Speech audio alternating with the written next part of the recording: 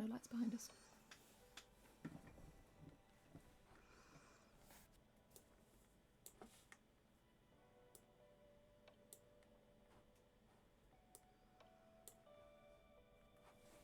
Got the thing over the top of the...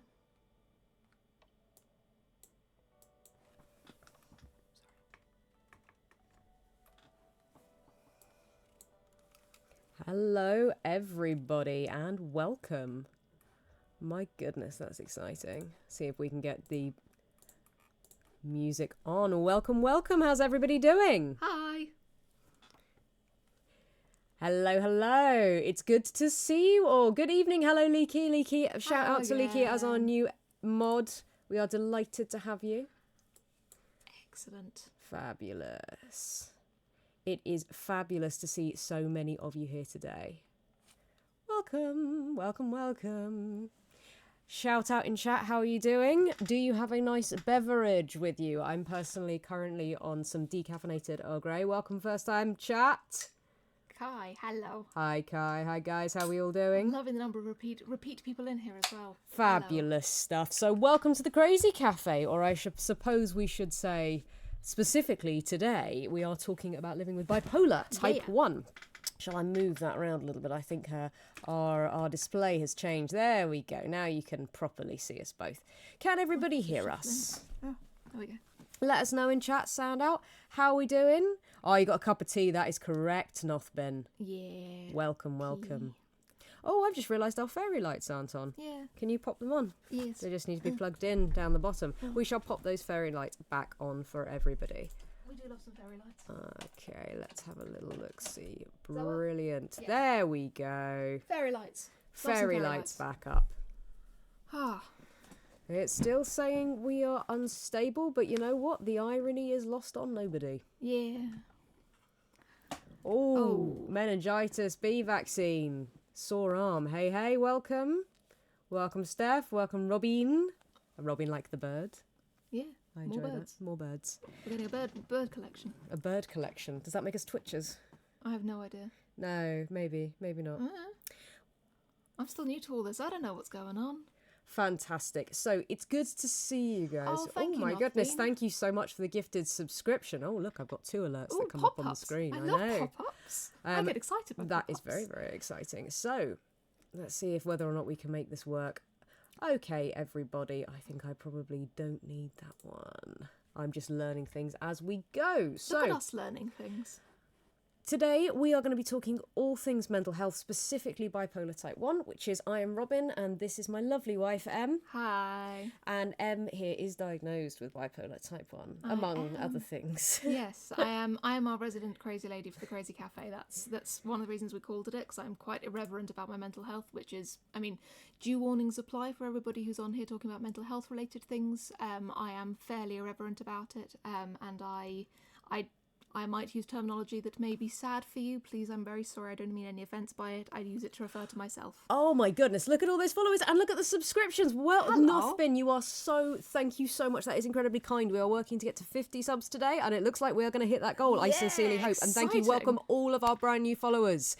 And yes, you're not late this time. It is really, really good. So we're just chatting. Oh my goodness. Yeah, faffing with OBS is a specific set of skills as we casually do it. So thank you so much for gifting those subs. That is really great. Just a little note on subscriptions and subscribers. I am working on some custom emotes, which should be out next week. Exciting. I'm thinking definitely of doing an M-rant one. I'm going to see if I can work out how to animate the emotes so you can have a little I can actually going, rant. little M-rant emote. Welcome, fantastic. bless Hype you, train thank you, Az. incoming. Brilliant, brilliant, brilliant. Thank you so much, everybody. So yes, we're going to do, we have reached our sub goal. I'm going to have to add you in a guys new are one. amazing, This thank is you. absolutely incredible. Welcome, everybody. So yes, like I say, I'm going to do my absolute best to try and get those emotes in. Let us know in chat what kind of emotes you would like. And yes, it is raining. Oh my gosh, thank you, Az. This is amazing. We should probably get to talking what we're talking about, but I just want to say thank you so much for being such an amazing welcoming community to us both. This is still only our second ever This is Twitch our stream, second ever. so like we're still new at this, and we're still figuring out what we're doing in some places. Although Robyn has been absolutely magnificent about figuring it all of it out, so go figure. Well, I mean, I couldn't do this without you, though. This is absolutely our joint venture, and it is incredibly exciting. Welcome to the hype train. Let's bring on that hype. We were going to say when we hit certain numbers of followers, we are going to try and set some goals. My suggestion for goals is that a certain number of people might get a handwritten haiku. I'm trying to convince Em to sing on stream, but I'm not sure if that's ever going to happen. So let us know what kind of things you want us to work towards, or perhaps convincing Em to read some of her poetry that we talked about last session. Emote. We should A definitely do Fifi emote. I can do a For Fifi those who aren't emote. aware, Fifi is our cat. Yes, Fifi is an elderly She's an lady. 18-year-old fluffy cat. She is, yes. I believe she's probably sleeping upstairs underneath all my suits at the moment. It is her favourite place to be. Thank you so much, everyone, for being so kind. So it is raining. Let's give it a go. So, my darling, can you give us a little bit of a description of what it was like for you getting diagnosed with bipolar? Oh, hi, team. So, bipolar type 1, for quick introduction for those who aren't aware of it already. Type 1 bipolar, there are a couple of different forms and types of bipolar disorder, ranging from type 1, type 2, cyclothymia, and I'm also missing something else, I think, in there as well. No, I think I might just been with subtypes with rapid cycles. Rapid cycling, yeah. Rapid cycling bipolar technically isn't its own diagnostic. It's basically an addendum to a previous, to either type 1 or type 2 or cyclothymia. So bipolar is characterised by severe depression followed by periods of mania. Type 1 is where you experience sort of full-fledged mania, which is sort of a thing unto itself. Bipolar type 2 is hypermania, which is elevated mood. And, I mean, cyclothymia tends to be somewhat like just basically the bands get a little bit smaller, so if we're talking like the high band, like all the way up to mania, hypermania and elevated mood are all sort of different sets. And yes, we are doing a slightly more serious stream today. We're talking the crazies Don't today. worry, Floof. Like, and as with any of our streams, like, yes, we are going to be talking about the serious stuff, but we try to do this in a way that is breaking taboos. If you have questions, if you want to, if you want to continue the silly, we can Ask absolutely the crazy lady do that. all the crazy questions. Oh, at the crazy cafe. This is a time for you to ask. Good evening, Lawmonger. Welcome back. Hello, Welcome back, Lawmonger. Skylar. Hello, Kai as well. Ligo, welcome. And it's so excited for that hype train, and we have got so many people right now looking at us. This is madness. So for anyone who hasn't joined us yet, I am Robyn. This is my lovely wife Em. Today we are talking all about what it's like to live with bipolar type 1. This should hopefully be quite a chill stream as well, but as Em has said, we will be discussing some potentially complicated topics. Welcome. Thank you for subscribing. Fantastic. We are on this hype train together. Hello, And like I Lawmonger. say, we are quite new to this streaming business. However, the goal is that we are going to have some gifts and rewards for our subscribers as of next week. This is insane. I know, it just went up to 1,000. Thank you, all of these amazing new people. I'm completely This baffled is- by this. I know, right? Hi, 1,000 people out there watching us talk. It's amazing. Yeah, you guys are incredible. Also, shout out, can you hear the music that we're currently playing? I'm trying to play some relaxing lo-fi in the background, but I'm not 100% sure if that's coming through. Also, not sure if we actually want lo-fi. Yes, we can hear the Yes. music. Huzzah. Let us know in chat whether or not you want the music, or whether you should, or if you'd like us to take it out. Well, you were talking just then, you were explaining different types of bipolar, so type 1, type 2, cyclothymia, and rapid cycling. And That's not a type of bipolar. that's not a type of bipolar, you are indeed correct. This is why Hi, I'm she the is the nerd. clever one. You are. But yes, so I was diagnosed with type 1 bipolar back when I was about 18, after having had many, many years of being resident crazy teenager. Anybody who has complex mental health disorders is probably going to know the fact that most diagnostics end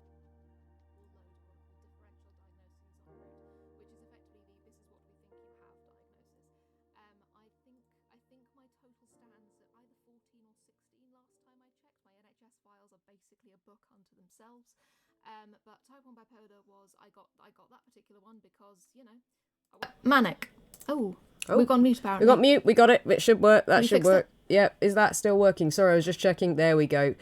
There we go. Massively decreased my volume. Don't worry, it worked it out. And what We're I back. honestly We're did, back. we're back. Sorry about that, team. I am casually fiddling with OTS in the background, like every brand new streamer will do. But you were saying, so Sorry, yes. So I got diagnosed with bipolar type 1 when I was 18. I got diagnosed with bipolar type 2 when I was 18, and I got diagnosed with bipolar type 1 when I was 21 and had my first manic episode. So manic episodes are an experience, team, and one of the things things I've always said about anything to do with mania is that often, because for any of you who haven't seen any of what Robyn and I have done on TikTok and Instagram before, I've spoken a little bit previously about bipolar and about mental health more generally, and a lot of people often sort of go, what if I'm manic? And it's one of the questions I think people often end up being very worried about in themselves, particularly when they hear a bit more about what mania is and what it's like in terms of elevated mood. And the thing I will always say is, you are, if you think you're manic, you're not. If you think you might be manic, you're not, because you don't first, like, it's a whole different I do have a very silly song about that, which I will sing. I just want to say thank you so much to the Bizarre Peanut. Look at that, we've got another welcome also, back, Bizarre Peanut. I also still absolutely adore your name. You have the Bizarre best name. Peanut, the Bizarre Peanut. I love having the at the beginning as well. Incredible work. And team, we have got an ad starting soon. Like I say, if you want to watch without ads, please do subscribe. I know it feels awful sort of saying these sorts of things, but this does allow us to keep making this work, which is what we really want to do. So thank you so much for gifting the subs. Welcome, Bizarre Peanut. We shout out to borderline personality. I went through the BPD diagnosis. We've been through this. Also, for a lot of the quick one for anybody who doesn't know, borderline personality disorder is also known as emotionally unstable personality disorder, based on DSM versus ICD classifications, which is basically US versus UK, or Europe, I believe. It's just different classifications in different books that have different classifications for different types of psychiatric disorders. It's all fundamentally the same thing. Team, this is absolutely incredible. 60, we've just gone to 60. I was literally just about to say, if we get to 60 subscribers, I will sing the little song. So I think I should probably... Go on, sing the little song. It's just literally, if you think you might be manic, no, you're not. If you think you might be manic, no, you're not. If you think you might be manic, then please don't panic. If you think you might be manic, probably not. If you think that you can fly, see a doc. If you think that you can fly, see a doc. There's more verses. No, it's more sort of, thank you very much, everyone. It's more just sort of that very silly idea that mania, the way you've described it to me in the past, is that lack of insight and that lack of ability to know how far you've gone. Yeah. I think when we talk about madness, and we say here, welcome, by the way, new viewers to the Crazy Cafe. We are talking all things bipolar today. I'm Robyn, this is Em. But when we're talking about things like madness and what we actually mean by madness, I think it's funny to me because we were going through this, by the way, in our early 20s, and we were doing this pretty much alone. There have been moments where you have just delightfully crazy moments. There have been particular highlights. But you've often maintained a lot of insight. Part of why I'm so glad we can share with people today, part of the reason we started streaming, is because you have the ability to be so articulate in your thoughts and to describe these moments. And, you know, I know you also have a lot of amnesia around mania, but that idea of the detachment from reality and being able to know what your mental state is doing, I think that's what a lot of people mean when they say words like crazy or mad. It's this lack of connection. But I mean, I can't guarantee it. Oh my goodness, welcome to the hype train. Sorry, thank you for my funny song. We're enjoying and loving the song. Well, thank you so much. And again, thank you so much to our brand new viewers. If you have any questions for us, by the way, about anything mental health wise, I know we can chat for England, but let us know in the chat. More than happy to answer things. There are no stupid questions. Really We've not. both been teaching for long enough that we know there are no stupid questions. It may be something like, oh, what is the DSM? What is bipolar? Like, let us know it. And we will do everything we can to try and help. As always, I think particularly around mental health, one of the things that certainly when I was a lot younger, I was dealing with a lot of complicated mental health disorders and very serious mental health disorders quite young, and there was a real dearth of information online. Like, I remember when I first got diagnosed with borderline personality disorder, I did what you did when you're a teenager, and I went off and trawled the internet. And one of the first things I stumbled across was a site run for partners of people with BPD, where BPD was basically described as this is the disorder where you're going to get abused if you have a partner with BPD. And it was an entire forum full of people whose partners were diagnosed with BPD talking about how appalling and how awful and manipulative their partners were. And I was like, okay, I'm 16, I'm not ready for this. And I think the social awareness of a lot of mental health has shifted a lot in the last 10, 20 years. But it is fundamentally the case that mental health is misunderstood and there's a lot of misinformation that exists. I will also say for posterity, and I'll probably repeat this multiple times, that I'm not a mental health professional, Robyn's not a mental health professional. I was gonna say this. We are both passionate amateurs and I'm passionately crazy. So it does mean that there's a certain level of knowledge and understanding that I have about mental health by virtue of the fact that I've been diagnosed with quite a few things over time, and I've been very, very, very unwell. I spent most of my 20s in hospital. But that's an occupational And a hazard. shout out, thank you. Yeah. Sorry, you're trying to talk. No, I wasn't. You were talking and I interrupted you. I'm very sorry for that. We talked about that last thing. I just wanted to really say, if you have got any concerns, please talk to your doctor. Yes. Like, again, we are here as, I think the phrase is lived experience speakers, and we've Yes. done some work with places like Bipolar UK. Shout out to Amy and the team. They're amazing. I also did some work in Southwest London for Complex Health team. So while, again, passionate amateurs, as we say, so please, if you I'm a think passionate crazy person. you are a passionate crazy person, and I adore that. It's one of my favourite things about you. So the thing is, if you are watching this thinking we aren't really not giving specific advice out here, any advice we give is always generic. It's things like please take your medication, drink your water, etc., stuff like that. However, if you do want to know a little bit more about what it is like, especially writers out there, by the way, because I don't know how you feel, maybe we'll talk a little bit later about what Media representation. media representation of mental health. To be honest, we could probably do an entire stream about media representations of mental health. I get big mad about Thank this. you, Leaky. Shout out to you. Also, shout you, out Leaky. Dark Girl from Germany. Lovely to see you. And yes, hello, Crazy Potato. Advocates, yep, our And yes, Advocates Pixel is a Chris, very good welcome word for that. back. Thank you, Lawmonger. Yes, please, if you are potato, yes, a crazy potato, but a potato nonetheless. Potato shapes. Remember though, we talked last time about potato, how we would like to be cooked. All potatoes are good potatoes. So choo on the hype train, everybody. Fantastic. Thank you so much. And it is so exciting to see so many people from so many different places. We are in the UK, by the way. If we're talking about healthcare and stuff like that, we're talking about the NHS. Yep. Well, I'll generally try and point out things like I did just now with regards to BPD, if there are different classifications in different places, because one of the things that, again, is difficult is the fact that these things are called different things in different places. And that can cause some confusion if you don't know what you're looking at. But yes, and hello from Austria as well. My yeah, goodness, shout out in chat. amazing. Where are you all from? It's lovely to see you from Austria. Why advertise when you start talking about? Oh my gosh, Tragic. Again. Oh, I'm so sorry. There's an ad in progress. It's currently in progress, so that's clearly why we're talking about potatoes. South East Kent.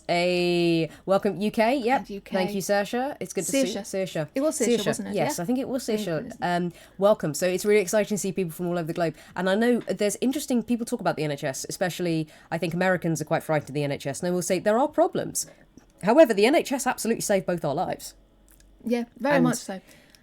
It's something that while I would always say that it's important for us to support and to continue like working out please money support into the NHS. Doctors are very overworked and underpaid. Yep. We love our doctors, we love all the support staff, everyone, from the people who are cleaning the bins all the way up to the people running it. They are working so hard for us. So I know that while there might be problems discussed, and absolutely people should vent, and if you have complaints, there are some amazing complaints You'll hear procedures. some from me over time. Oh, 100%. But I just want to sort of lay that as groundwork, is that we have a great degree of respect and admiration for the work that the NHS does. So if you are part of the NHS, shout out in chat, because we want to give you guys some love, because, oh my gosh, some of our dearest friends work within the NHS, and we know how hard you guys have it, so you are doing an amazing job. I'm also just going to loop back to Kai Winter's question. I'm going to try and get this in order a little bit, in terms of pushing for diagnoses and trying to get diagnoses and struggling to get people to listen. Yeah, it's a nightmare. Yeah. Not to put too fine a point on it. Let's not lie. Getting listened to and getting recognised with complex mental health is a genuinely difficult thing, and it's a lot of it. You need to start. My biggest advice for anybody looking to get diagnosed and looking to get listened to by doctors is to come in armed with as much information as possible. So, for example, I had mood disturbances quite early in my life, and I'd started to have pretty significant mood disturbances from about 13, 14. Floof, that's a very intelligent question. Robyn, can I ask you to pin that? So yeah, I started having mood disturbances about 13, 14, and I started to keep mood diaries and keep mood trackers. And there are some fantastic little apps that are free to use, free to access, that you can just do over time, like on a scale of 1 to 5, what's your mood doing? Because all that lets you do is it starts to let you track patterns. And the difficulty with something like bipolar, which is almost always the case, that you're going to have quite long periods of elevated mood and quite long periods of depressed mood. So it's often mistaken for either euphemic, which is your mood is effectively basically normal, versus depression versus elevated mood. So if you then start looking over the course of, say, a year and you see the fact that you've got like 6 months where your mood was constantly either okay or like pretty good,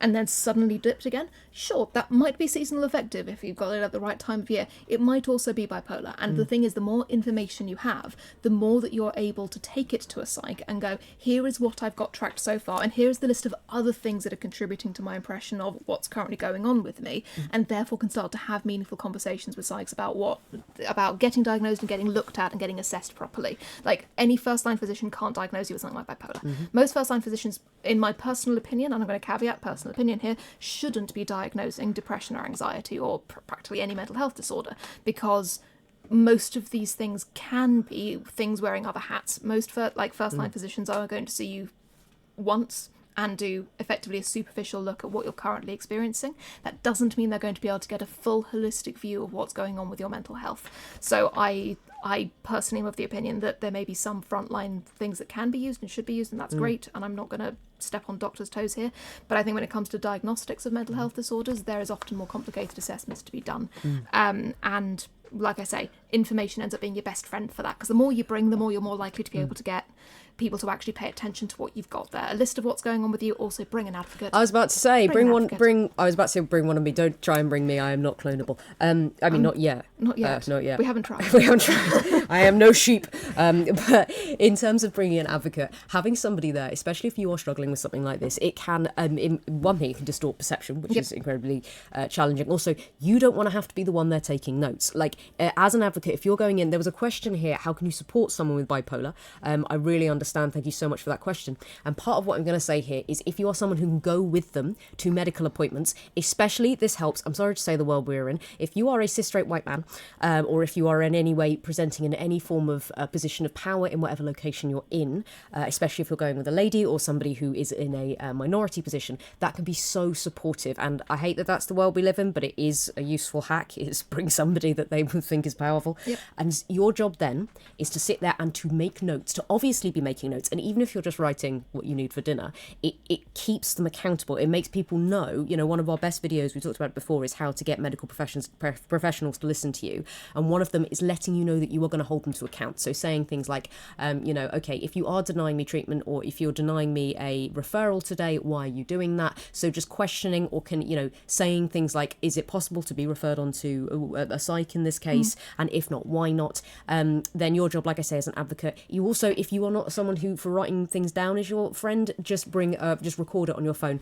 Now, obviously get permission to do that. You can record audio, you can record video, but making notes. Also, if you have a chat with them beforehand about what you know that you want to say, so that you can kind of track and make like a little list. And then if you're, if the doctor says anything else, and you can look at that little list and say, oh, did you say the thing about this? Yeah. So your job is to help them to articulate themselves. And if they're in a position where they cannot advocate for themselves, and if you are concerned about their well-being, things like that, be honest about that, because sometimes having a secondary person in there saying, it's not just her, I have noticed this. If you're a partner saying things like, my partner is unable to live her everyday life, stuff like that, that is incredibly helpful. And yes, as you say, Rolling, having that chat afterwards, having that, okay, how are you feeling? This is what I took from that. What did you take from that? So if you can be that for somebody, that's an amazing thing. Please don't feel you have to, but if you can be, especially if it's someone you love in your life, that's a brilliant thing.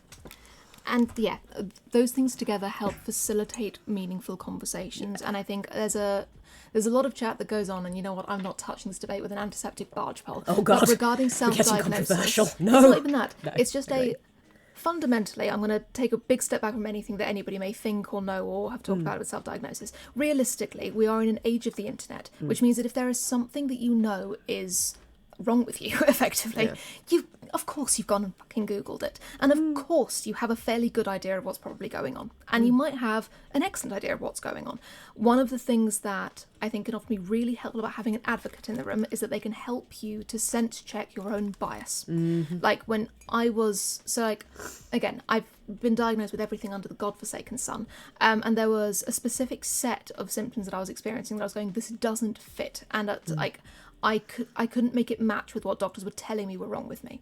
one of the things I was able to talk about with Robyn, for example, and ended up talking with my friends as well, is going, I feel like I'm noticing X. Are you noticing X? Yes. Can you help me confirm to a doctor that this doesn't match what I've been diagnosed with and merits further investigation?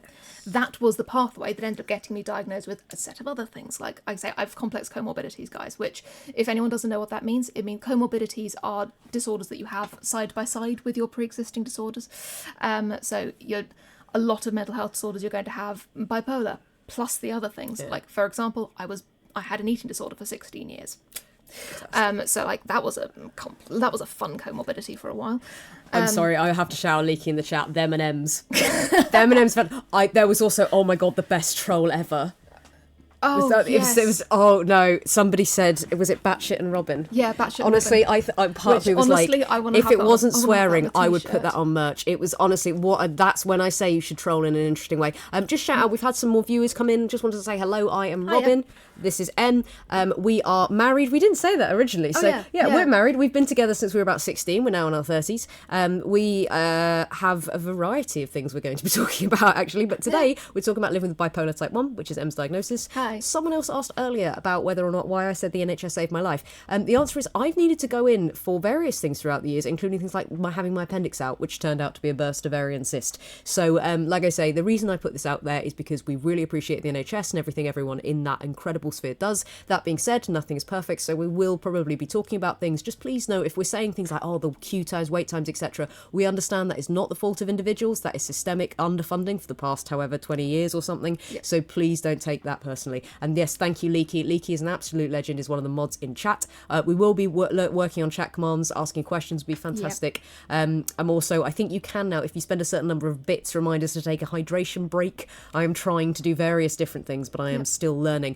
So if you are brand new, like I say, we've talked a little bit so far about getting diagnosed, about how you can talk to doctors about having bipolar. I'm also going to quickly loop back into Saoirse, who said, brilliant charity helping advocating with the NHS. There are some fantastic charities. Yes. I love Bipolar UK.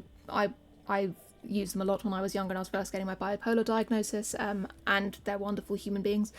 So that's a personal one there. Yeah. But there are a lot of other charities that do a lot of work for mental health that you can talk to and you can get independent advocacy for and help and guidance. Also, the number of people who are in there and going amazing and not amazing at the same time, love and hate the NHS. Such a mood. That is basically it. It's the best system it's a fantastic system in so many ways, and fundamentally is kneecapped by things that the people within the NHS can't control. Yeah. I'm also not going to eliminate for people who, like, I know that people will have had bad experiences with the NHS, including for bad actors. Like, any organisation as large as the NHS is going to have issues. There is a psychiatrist somewhere in the NHS who I still have personal beef with. It's been like a decade. Occupational hazard, you're going to meet some individuals who aren't. But it is worth saying. But the overwhelming majority of the NHS, wonderful human beings who are doing their absolute level best in a system that's been kneecapped. Something we probably should say here as well is that if you are able, if you're working with a mental health professional and you aren't vibing with them, like for whatever reason this isn't working, you can always ask to talk to somebody else. Like, these people often have second opinions. Like, if you're going private for therapy, which is unfortunate sort of the case for a lot of people in this day and age, therapist shopping that sounds bad. It does sound a bit like you're going out into Oxford Street and just looking at people, but no, it doesn't have to be a negative thing. It's about working out, is their approach right for you? Are you going to get on with them? Are they, for example, if you're from a minority community and demographic and you want to talk to somebody from your demographic because you don't want to have to overly explain, certain elements of privilege or things like that, you can absolutely do that. Now, I'm not saying everyone needs to do that. I'm just saying that, if that is a specifically important thing for you, there are various websites that exists where you can look up different therapists, different qualifications, different therapeutic approaches. So if you're there thinking a therapy's not for me and you've only had CBT, or and yes, that means cognitive behavioural therapy, not what you think it means. I can see you there through my camera, so I will tell you later. Thank you. So there are loads of different approaches, but when it comes to bipolar, I was about to say what kind of is. Do you know anything about current approaches to helping with bipolar? But I imagine, like I say, we're not medical professionals. I'm just curious from sort of your perspective of what sort of things can help with bipolar. Oh, good lord. Medication? Yes. Don't try and raw dog bipolar. Don't raw dog bipolar. do it. Team, it's... No, 0 out of 10 would not recommend. Also, hi team, I'm also just keeping half an eye on the chat. Yes, we are still learning Twitch, by the way. So if we're doing things that feel really like we should know what we're doing, we are trying. I'm really sorry. We're sorry. Also, if you want to clip sections, we love that. Like, you know, I know there is, you know, you can say clip that and stuff like that, but I'm never sure what What's will about work. to come out of our mouths? Yeah, I'm never sure it's about to come out of our mouths. Also, we'd love to be able to get some closed captioning in for people because accessibility is massively important. But again, we are still learning everything. So if you have any suggestions about what a moment to join Beck. No, I'm so sorry. Literally, I was chatting to Beck earlier saying, should we make this a mature stream? It's like, probably not. And then that is the only thing that you've come in on. It's fine. You're not the problem. You are the solution. So welcome new viewers. So sorry, welcome, team. welcome. I swear like a sailor. Sorry, you do, but you've been very restrained. I've tried really hard. Do you want to do the intro this time? Who are you? Hi, I'm Em, and this is Robyn. I'm resident crazy lady. This is resident less crazy not lady. We're married. I'm really bad at this, which is why I haven't been allowed to do the introduction so far. You're fine.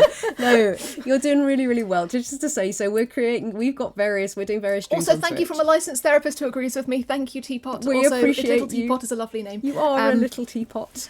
Sorry. Anyway, back to... So we were talking, yes, so we were talking, sorry, I'm really laughing at chat, thank you. We've got various streams going on. Generally, we will probably move this to Mental Health Monday, which is something that we've been doing on other platforms. You can see our videos. So we'll probably move the mental health one to Monday. We're going to do a little silly stream, which is going to be things like Ask Us Anything. We'll have conversations about potatoes and various ways to cook them. I don't know. We've got a silly stream, and then we're going to have Identity, which will be chatting all things gender, but also generally identity, finding yourself, all that kind of stuff. So that is super exciting for us. That's our plan over the next few weeks. If you like what we do, please do come along. Please do subscribe if you can. I understand that the cost of living is insane. It is not always something people can do. If you have a Prime subscription, that's something that can help. And also, like, we do have ads on our channel. That's just to allow us to continue doing what we do. We would love to be able to take money from businesses rather than from individuals. However, if you do want to support us, it really does help. Down with corporations. Down with corporations, yes. I think that's a different stream. No, but I do agree. Anyway. So yes, if you can support us, please Potatoes. do. As I said, I am going to try and make some custom emotes. We are going to try and set some stuff up for subscribers. I know there are times where if we keep doing this at some point, you can actually go in person and meet people at, like, I know there are streamers gatherings and stuff. I'm not sure if you would want to touch the outside world, but maybe also, we I'm can really talk loving the about fact that Robyn's being really mature and sensible and serious here, and I'm here absolutely hooked on the potatoes. I'm really enjoying the clearly potato we need thing. a potato emote. We're just a dancing potato. And also, Celia, sorry, yes, to go back a little bit more into who we are. We're talking a little bit about mental health on the stream today, and probably will do, like Robyn was saying, on Mondays. I am the resident crazy lady. I'm diagnosed with type 1 bipolar and a couple of other comorbidities. I also had an eating disorder for 16 years. Full whack fun. I spent most of my 20s in psychiatric hospital. And it's worth saying, so we're talking here, we've said before, as sort of more lived experience speakers. So we are not medical professionals. We are talking about the experience of having it and also the experience of caring for somebody with bipolar, because we've been together for many years. Yes, so we've been together for about 17, 18 years. We met at 16, 17, yeah, and we so are now 33. I don't know. Somebody in chat can do the maths. I can't. So we were together throughout your inpatient stays. Robyn's known and me like from very early in the crazy to she was so later cute. in the crazy. She's still cute. She's the best. Yeah, and effectively, it's fine. But I've been in various bits of psychiatric care from like age of. I mean, I think I was first in therapy at age 12. Yeah. For the bulimia, and things just kept on going from there. Thank you, Seth. Thank you, Lawmonger. Thank you, Maths. Thank you, everybody. Shouting also, it. hello, Schizoaffective. You have my condolences. I had understand. exactly one psychotic episode in the middle of all of this, and oh my god, it was the worst experience of my life. I so won't lie, really that is feel one of the scarier experiences, I think. Psychosis is a very, very, very, very, very frightening experience. So yes, that's what we're talking about today. If you do have any questions, please do pop them in the chat. I'm afraid we can't answer questions like how do we cure this, because we don't know. We don't know. But if we did, I can only really answer from our perspective in terms of what I've done and ways to try and get help and things like that, because like fundamentally for most complex mental health disorders, my advice is always going to be you need help. You cannot do this on your own. You cannot do this without support and without help, and that's just the reality of conditions that are at this kind of level of severity. And realistically, there's no way of you being able to. Like, I look back at my own manic experiences, particularly going, but for the grace of God, I was very, very, very unwell. So my first my first manic episode, I still don't remember it. So I had 3 months where I went fully manic after a couple of months of lead up. I only know from the aftermath, which is I was in university at the time, second year of university. I will say, we've currently got this ad in progress, but I love this story, so can you hold do you want me this to one? hold this? Yeah, sure. Hold this just for 1 minute while the ad, because it is one of my preferred stories. Just while we see the ad, and you got people, but older than me. Also, I am also going to say that bipolar 2 is also disabling. Yes. Most, I'd say cyclothemia can absolutely be disabling, depending on what you're dealing with and what your mix is doing. I don't really go in for psychiatric disorder Olympics. It's very much if you're diagnosed with something, then you're dealing with a significantly serious disorder of some description. And it's frightening. It's a lot, and there are wheels within wheels in terms of what that does to your life.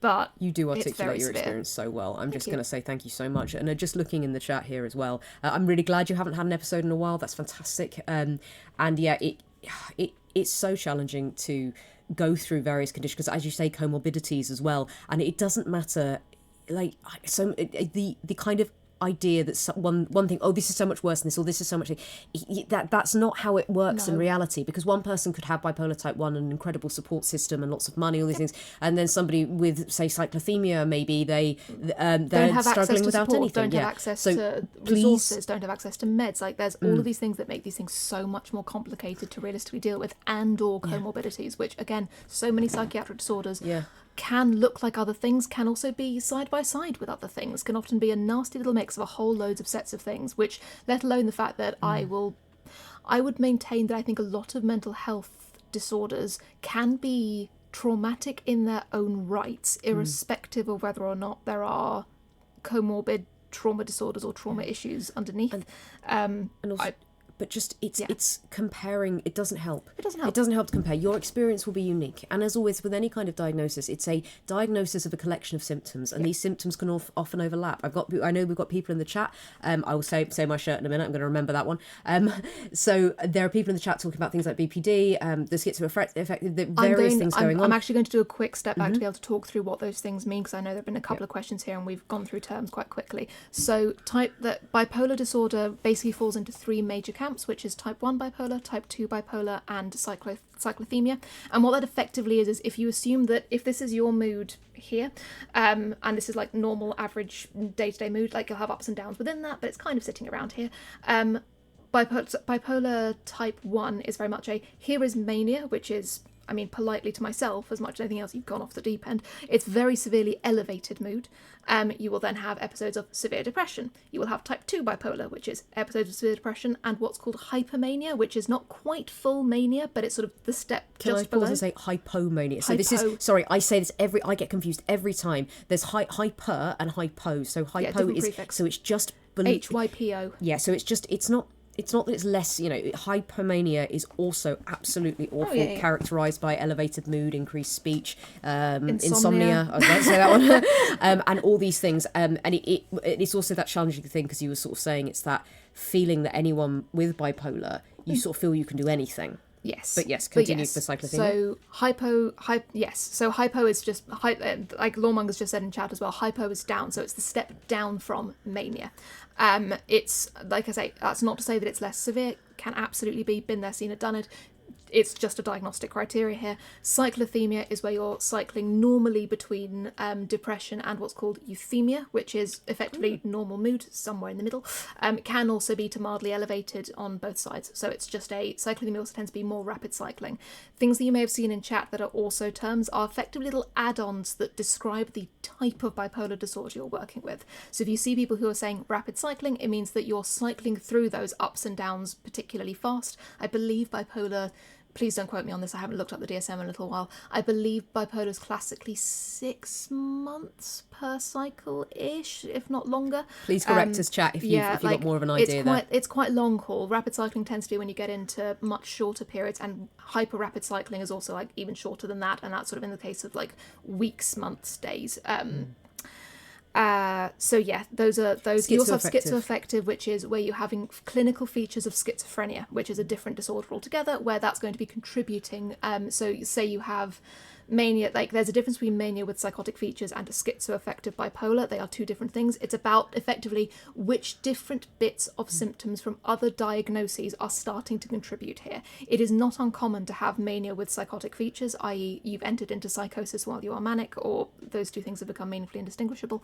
There's a lot of things that go into that. Schizoaffective is a set of other bits of positive and negative symptoms that go with schizophrenia, which is an entirely separate disorder. And so positive this is what and negative. And positive and negative symptoms are basically in terms of flat affect or elevated affect, lots of different things. It doesn't mean point- the classic positive is a good thing and negative is a bad thing. Sorry. The point that I'm making here is that this is what I mean by how complicated psychiatric disorders, particularly in the complex spectrum, really can be, because there's lots of different things that can and do feature that change how you as an individual experience it, which is why it's really important to go and get assessed properly. Because if, for example, you're experiencing what is looking to a lot of other people like bipolar, but you've also started to have, say, auditory hallucinations on the edge, where they may not be visible to somebody else, but you're hearing voices, suddenly you're actually sitting in a slightly different diagnostic place.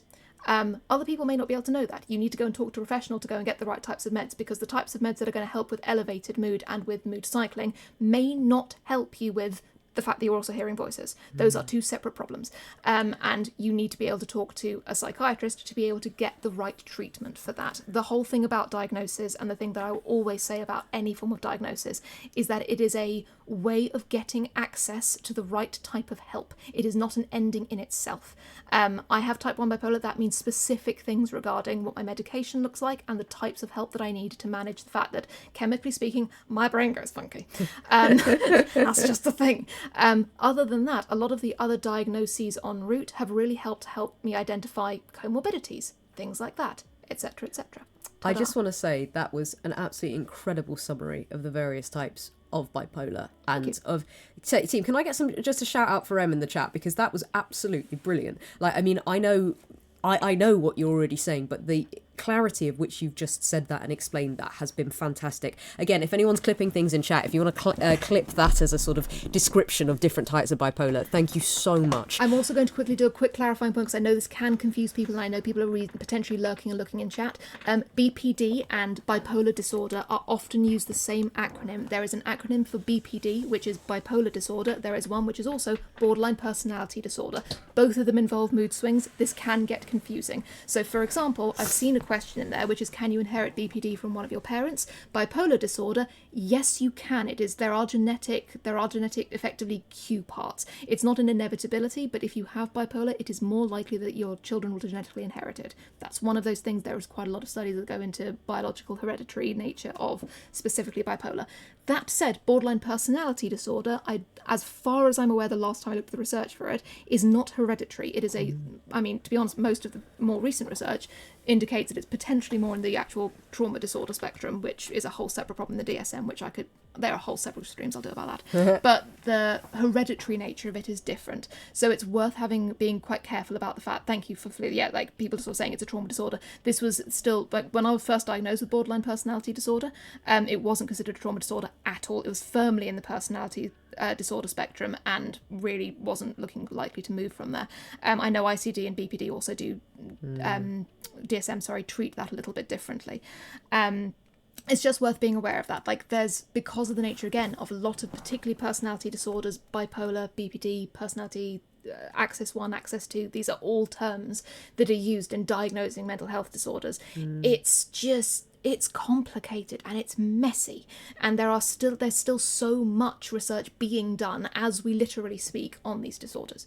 Like, borderline personality disorder has changed like unrecognizably from when I was 16 and first diagnosed with a personality disorder.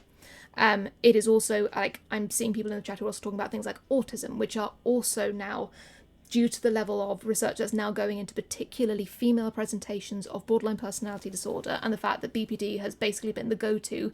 It basically replaced females with hysteria for a very long time. Most women I've ever met of my age who have mental health disorders at some stage got labelled with BPD. Because fundamentally everyone just went, well, you're crazy and a woman, therefore you must have borderline. And it's really tedious. It's really irritating, and it's really diminutive to the women who are experiencing complex health disorders, diminishing to people with borderline who need proper tailored help, and diminishing to anybody who's male, who meanwhile have been basically pushed out in the cold for this. Severely underdiagnosed. Severely underdiagnosed with borderline, in the same way that women have been historically severely underdiagnosed for autism. There are commonalities here that a lot of psychiatric professionals are starting to notice. This is still a live thing that is not, we've not hit anywhere near the end point for understanding complex mental health disorders. It's important to start to really recognise that and recognise the impacts that that has also generationally, because so many people, like I am in my 30s, I'm going to have a radically different experience of access to like early points of diagnostics, particularly in personality disorders, etc., from somebody who is, let's say, currently 18 going into that system. There was no way I could get diagnosed. Like it was it would have been against quite a lot of best practice guidelines for me to be diagnosed with bipolar any earlier than 18. That was, at that point, best practice guidelines. I believe that's now been lowered to 16. It also meant that I couldn't get proper medication for my fairly obvious bipolar until I was over 18. And in fact, you were over that, because the thing is that that begins a process, and this is part of the problem as well, going from child services to adult services, is that sometimes what happens... Sorry, just thank you for that. You've just did... Again, that wasn't an M rant, that was like an M... It was a little bit of an M rant, because I have a lot of feelings about the fact that the way that diagnoses work in current society drives me a little bit feral, because it really underserves quite a lot of people just due to the habits of... Some of it's just good old-fashioned misogyny. Oh, yeah. And some of it is effectively habit we don't know what to do with it, therefore we do X. Thank you so much. I'm sorry, I'm going to have to do that really boring thing again where I say hello to our new viewers. I'm Robyn, Hi, this is M. sorry. No, it's absolutely fine. You were doing an amazing job. Like I say, I hate to interrupt you because it's like you are giving just the most incredible... Oh, hello. Oh, there's a Fifi. You will hear the cat. To say hello, I'm Robyn, this is M. M does have bipolar type 1. You've been diagnosed with various things. Also, it might be worth saying that in future we may talk about eating disorders. I've had disordered eating for most of my life. M has also struggled. And I have bog standard anxiety and depression. Not to minimise what we've got here, but today we are talking about bipolar. Welcome, Fifi. We're going to see if we can get the cat for you all. Somebody asked, by the way, about this top. I'm just going to show you. And then we have the cat. Fantastic. She's stuck on my top. She's stuck on your top. Oh no. Oh no. She's very stuck on your top. Okay, this is not going well. She's stuck a different paw. Well, that was fantastic. Well done, everybody. Well done, everyone. Good, sweet. That was live. That's going to be on the internet forever, Fifi. Well done. Fantastic work. So excellent she exists, work. The and cat is catting. So amazing work. That cat is over the age of 18. So yes, the way this top is, the gender roles are dead. This is from Flaunt Streetwear. They're an amazing streetwear. They're an amazing queer-owned company. Please do check them out. Also, the top you can see underneath, that is from Designed by Debs. This is the Solar Witch pattern. I admit it is a bit warm for binding at the moment. You can see my hair is currently wet in the hope that it will sort of keep me cool through this. So thank you so much. Yeah, this is the cat. Fifi's lovely lady. Subject is, scratching my face off when I try and do something gentle, like, say hi to her. This is the Weighted Dragon. Weighted Wildlife is the one this one is from. This was a gift from friends, and I love him because he has glitter on him, and he's again? weighted. Flaunt. Let me find it. I think they... Oh, let me find... Pronouns wise, I'm she, her, that's they, them. That's they, them. That's they, them. Sorry, darling. That's fine. I'm they, them. I'm a they, them. That's a they, them. My pronouns are that's a they, now. them. That's a they, them. I don't fucking know. I think it's Flaunt Streetwear, and I think the dragon is Weighted Wonders. Yes, we have. Again, they're non-binary. I'm not sponsored by any of these people. More just they are people. They have in the past some of the clothing sent to me. I do reviews of various stuff on TikTok and on Instagram, and then the dragon was a gift from a friend. So yes. Oh my God, you clipped the bit of Fifi getting stuck on him. Excellent work. Pronouns are this, that, they, them. Brilliant. I love that so much. This is the sublime to the ridiculous. Hello, Peter Parker. That is a fantastic name. Rabbitry, you're so correct. You are all correct. Let me just go back to see if we've missed anything. I love the fact that second stream and I've already made a shit of myself as the cat. Well done. Excellent. No, I just love that you gave the most incredible, articulate talk about bipolar and diagnosis. The duality of man. The duality of man. So far, the emotes, we need potatoes, we need rainbow dragons, and we need Fifi. That's what we've got so far. So yeah, let me just have a little look. Well, I'm delighted that we showed up on your For You page. Yes, pronouns. My pronouns are they, them. M's are she, her. Maybe I'll pop that up in a little banner across the screen or something. We'll work out. Like I say, we're doing our best. And yes, thank you, new viewers. Just again, Hi team. I'm just doing that really fantastic thing of we are fairly new to streaming. We're going to try Fairly and new. stream. This is our second. This is our whole second. It's a second and a stream. half. We did have our amazing surprise test stream that we did not expect people to turn up to, so we were in our pajamas. It was great. But yes, we are going to be streaming maybe about 3 times a week, or at least we'll stream together maybe twice a week, and then I will take one which is just going to be about identity and stuff. Our whole vibe is the idea of come grab a drink, chat to us. It's a bit like we are in a cafe. We call this the Crazy Cafe because it is people having a nice time talking about things that maybe you don't have the ability to talk to people in real life about. However, we want to break those taboos and we want to talk about those topics. Do keep things polite, please, in the chat. Everyone's being delightful, but if you have questions, there are no silly questions. Feel free to ask them. And if there's more stuff you want to talk to us about, please let us know. Please also subscribe if you can. We understand that this is a complicated world, but if you can support us in doing this, we'd love to do it more. I mean, I think both of us would. If this could be our day jobs. I mean, my day job is occasionally being an actor, which is very, very fun, but I think if we could do this more, we would love to, but that is only possible with your support, so thank you so much. Also, everybody. yes, Robyn does have some. Robyn is a visual artist, so when it comes to emotes, etc., hopefully going to have some of those bits and pieces. But always help is also wonderful. And lovely, and you're a star. Thank you. We would love that. Mrant Hyper, absolutely. This is the second stream. Yep, apparently and so. And also, high five, Fly Elise. Thank you for subscribing. You're a sweetheart. We love you. Thank you so much. And yes, we would. We totally get it. So, like, this is the reason we've got ads on here is just because, like, we know that you shouldn't have to pay to engage with this type of content. If you can, it's great. But if you can't, like I say, please just being here is enough, and we welcome you very warmly. You guys are awesome. Amazon Prime, though, if you do have Amazon Prime, turns out you can subscribe to people once a month. So, if that's something that you can do as well, please do. Yeah. Thank you. We've done that. We need the Mrant emoji. Emote. I must remember the name. Yes. So thank you so much, everyone, for joining. Shall we go back to the nice serious conversation about bipolar we were having? I have no idea where I got up to. No, we were mostly ranting about the complication of diagnosis, getting misdiagnosed, and also the sexism that is inherent in a lot of diagnoses. And also, yes, we can absolutely do a disability chat sometime in the future. Yeah. To be fair, I just did a week with the most incredible people. We were talking, it was about a play which has a disability focus, and we were talking about so many amazing things, and I might see if I can get some people on chat because they would I learned so much that week. And if we lived in a world that knows, oh my gosh, wow, gifted subs. Sorry, I was about to say hello, welcome. Hello, Amy Vida. Thank you, Amy Vida. That's incredibly kind. I was about to say, or if you if we lived in a world that was aware that everyone will be disabled at some point, and we worked for that, and we did things gently, or we did things with awareness of your access needs, it's a better world for everyone. So Thank you so much. Incredible. Welcome. Also, a couple of people were asking questions further up. I just want to double check those. Where were we? So yes, that was the disability chat. Quick one for Sisha, tracking mood for years and managing when manic and not recognising it.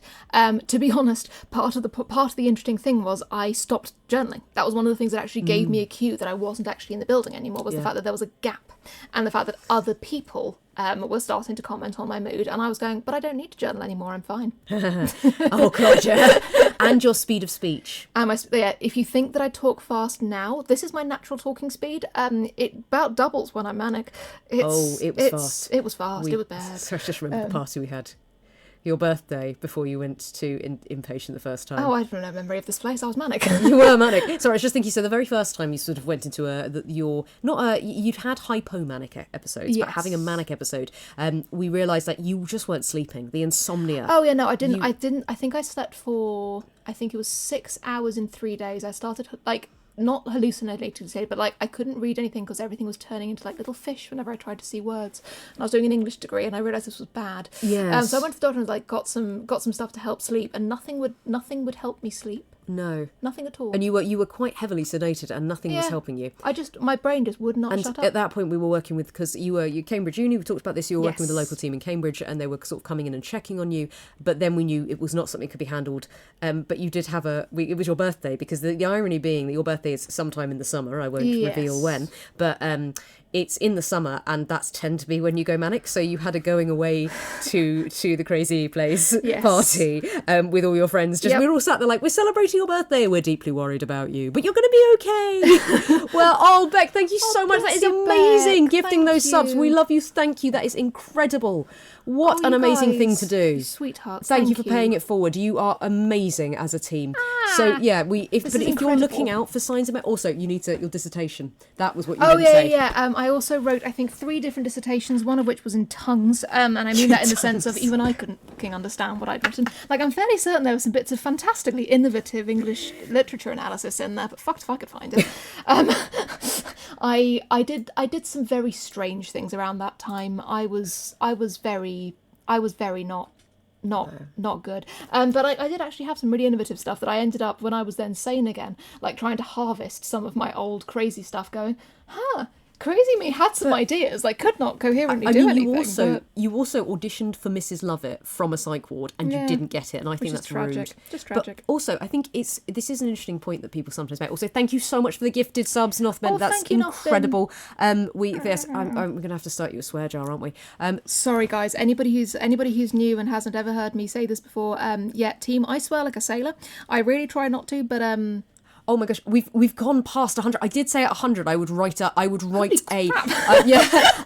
going to write us a limerick. So when you tell your next story, I will write a limerick as we go for something. Okay. But something I was going to say, team, is there seems to be a bit of a misnomer, and it's someone that's often about, I think it's Picasso, talking about how he did his best work when he was crazy, and you don't. It's not necessarily. It's the same thing as the God, who was it? He did his best work when he was getting well. He did his most paintings when he was trying to get healthier. And look, it isn't to discredit the work that you do, but when you are unwell, because there might be something in there. But please don't think that you have to be this tortured artist in order to create. Really don't. Like, you don't. I am a creative deep in my heart and soul and spleen, and I can promise you that the best stuff I've done has been when I've been sane.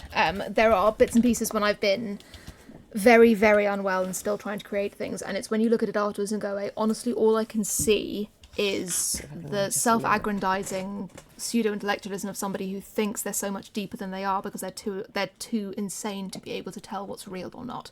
That's a very different thing to creativity. And like there are pearls of interesting things in that sometimes. There are bits and pieces of creativity that you can absolutely glean when you're completely out of the building, but packaging that in a way that isn't just a product of a mind that has gone very, very away from anything. Like, part of what is beautiful about creativity is that it brings, I think, sometimes the inexplicable to people in a way that is explicable. That's really beautiful. Like, people really love to romanticize mental illness as this thing of like going, oh well, when you're insane you can see things so much different. Like, yeah, you can absolutely see things differently when you're insane, but you can't actually explain that to anybody else, like, because you're well out the building. And I like that's part of the point. You need to be sane enough to then be able to repackage that into something that's actually understandable and comprehensible. That's what you need in that world. Also, by the way, somebody's asked here about always talk about mental illnesses. No, we're not. This is a special, or rather, we'll probably do it weekly on Mondays because it's one thing that I do a mental health Monday. So, and we're going to talk about different mental illnesses. We're not just going to stick to bipolar. We'll probably talk about things like we might talk about disordered eating. We might talk about depression, anxiety. We might talk more broadly about things like diagnosis, disability, living with chronic health, like all that, being a carer, all that sort of stuff. So all the fun things. Probably at least once a week we'll talk about that. And then we're going to have a session that looks at identity. I'm non-binary. We may talk a little bit about sexuality, gender, but more just generally working out who you are in this world. And then we will also hopefully have one which is a bit of silliness, things like Ask Us Anything, maybe where we have some dares and tricks and treats and stuff like that for you. So we will, I promise, have a nice fun one. I'm currently writing a very silly limerick. Thank you so much, by the way, Stefan, for pinning this. We've had a question. Is weather and heat something that could affect manic episodes? Oh, so I don't think technically it does, in the sense of so seasonal affective is a really interesting one in terms of where it intersects with bipolar. So seasonal affective disorder is effectively where your mood is, it changes with the weather. As it gets into winter, people often experience seasonal depression. That's part of seasonal affective disorder. That can also hit in the other direction if you have underlying mood lability, which is when your mood's unstable. Entirely possible. That's going to influence. It also experiences, I think, how you experience your mood swings. Like, if it's really hot and you're not sleeping very well, that's potentially going to exacerbate a mood state. Like, one of the biggest problems I have when it starts to get into summer is the fact that, as you might be able to tell, I glow in the fucking dark. Like, I don't do summer well. I'm way too ginger for this shit. So unsurprisingly, I don't sleep well whenever the heat is above about 20. And I have to be really careful with myself because lack of sleep is one of the biggest triggers for manic episodes for me. Yeah. So I have to make sure that I am being incredibly religious about sleep hygiene and shit like that, and really boring stuff, in order to, you know, not go manic in summer. Just because that's how that ends up running for me. It's not necessarily a fait accompli that if you are bipolar then summer's going to hit and you're going to get worse, but it's absolutely if it's really, really dark and you struggle with seasonal depression, then if you have bipolar, then that is likely to end up tipping you further down faster than you might expect. Ta-da! I mean, it also works. It can also work the same, the reverse, when you're in winter and when things are going low in that seasonal affective, and if you're coming down from a manic episode. Although coming out of a manic episode is also fascinating. And welcome, new people. I am writing a silly limerick in the chat because we got to 100 subs. Just to say, I'm Robyn. This is Em. We're currently talking about bipolar today. Welcome, welcome, welcome. It is so lovely for you all to be here. If you've got questions, please do put them in chat. This is fantastic. Also, there's been a pinned one as well. Also, you are doing God's work. Thank you so much for doing all this pinning. You're incredible. Grief messes mental health and chronic illnesses. It absolutely does. Grief, this is a subject for a whole separate stream at some point, but conversion disorders are something which I find very interesting in terms of the effect that the mind has on the body and vice versa.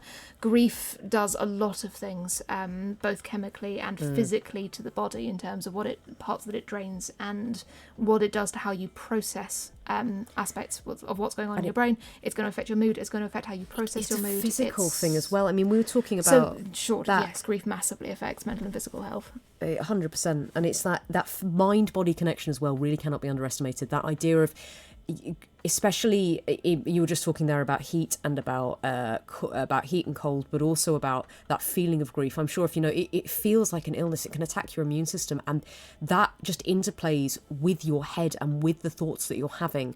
I'm not saying, you know, if you cure your body, you cure your brain. That's not what I'm saying. But let them work together. If there are things that you can do, for example, that might relax you or that make you feel safe, that make you feel calm. Maybe that's a sensory thing. Maybe that's listening to music. Maybe that's playing with stim toys, stuff like that. That can impact your mental health. Please don't think that your body is just this, you know, package that's taking you places. It is something that is going to impact your head. In the same way, if you're going through something, you know, stomach ache, if you're feeling, there are so many things that can happen to your body if your mind is not in the place it needs to be. Like you were talking there about the insomnia, that has serious physiological effects.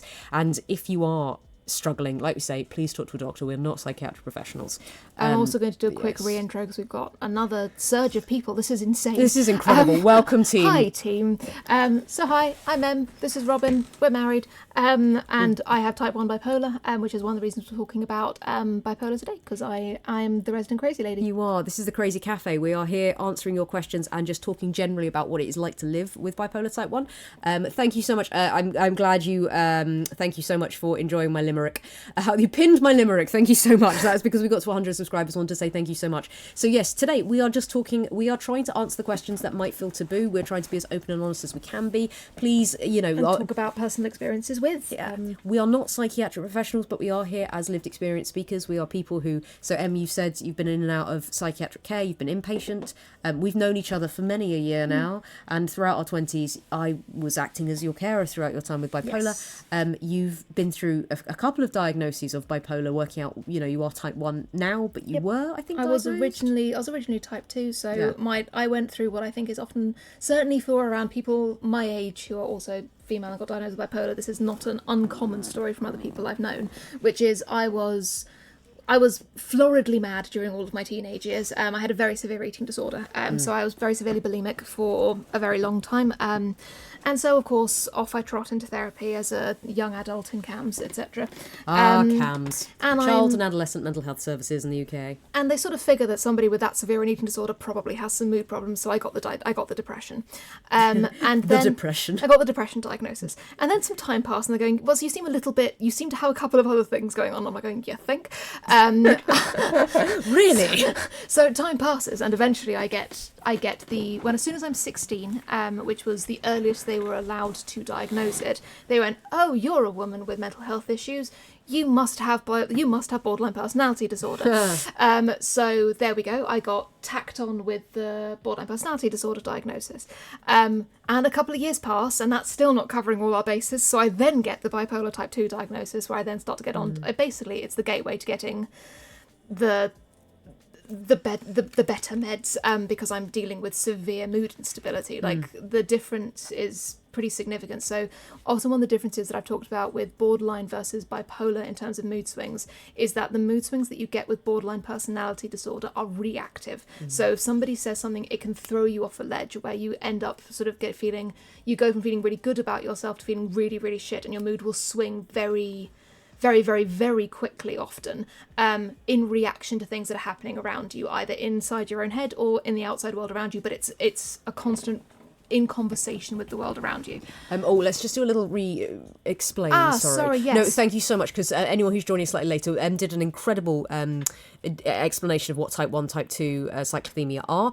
This, by the way, this stream will be available for everybody to watch afterwards. So if you're there going, "Oh God, I've missed half of this," please do. You can come to the page and you can watch that whenever you like. But can we do a TLDR? And yes, thank you guys for all your patience with all you guys in terms of us on Twitch, because this is our second stream ever, so we're still very new at figuring all this out. And we are so honoured by the people here who are supporting. Like Fleef, thank you, by the way. We do make TikTok videos and Instagram. We sort of make, also, and that'll be your more specific short form content if you would prefer to kind of see it like that. But thank you, everybody. Thank you, Rabbit. I'm a mate. Like 1.8 thousand. That is insane. Welcome, everybody. But yes. So I'm also just going to do a quick run over of bipolar types, just because there's a bit of conversation happening in there, which does make sense. So bipolar is basically split into 3 major camps, which is type 1 bipolar, type 2 bipolar, and cyclothemia.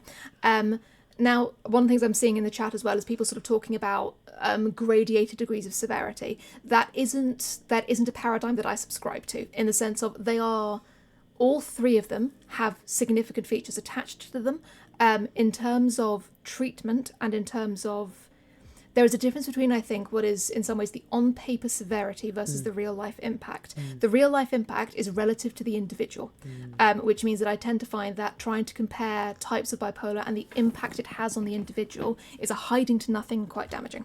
It's understandable that people fall into that trap, but it's not a useful way of talking about it. Hypomania can be just as damaging. The severe depression that comes with type 2 as well can also be severely damaging. Type 1 bipolar, type 2 and cyclothemia sit in different places. So the way I was describing it earlier is that if you assume that your mood is a perfectly normal mood, which is called euthemic, by the way, is sort of stable and sits somewhere in the middle. So cyclothemia is effectively, you will tend to have episodes of depression with episodes of elevated mood, often going up to euthemic, maybe a little bit above. You might have mild elevation, but generally speaking, you're bouncing somewhere around here. So it's kind of if you have depression, you're getting quite severe mood swings within that, you'll probably end up at some point graduating onto the cyclothemia camp. Type 2 bipolar takes us into what is called hypomania, HYPO, not hyper, hypomania, which is effectively periods of significantly elevated mood. This is not when you just feel good. Hypomania is a state where I've often described it as I feel like I can take on the world and win. And it's great. So in terms of symptoms, you'll sort of notice things like increased speed of speech, increased speed of thought, flight of thought can sometimes start to creep in around the edges, which is where your thoughts are moving so fast they're not really causally connected to each other.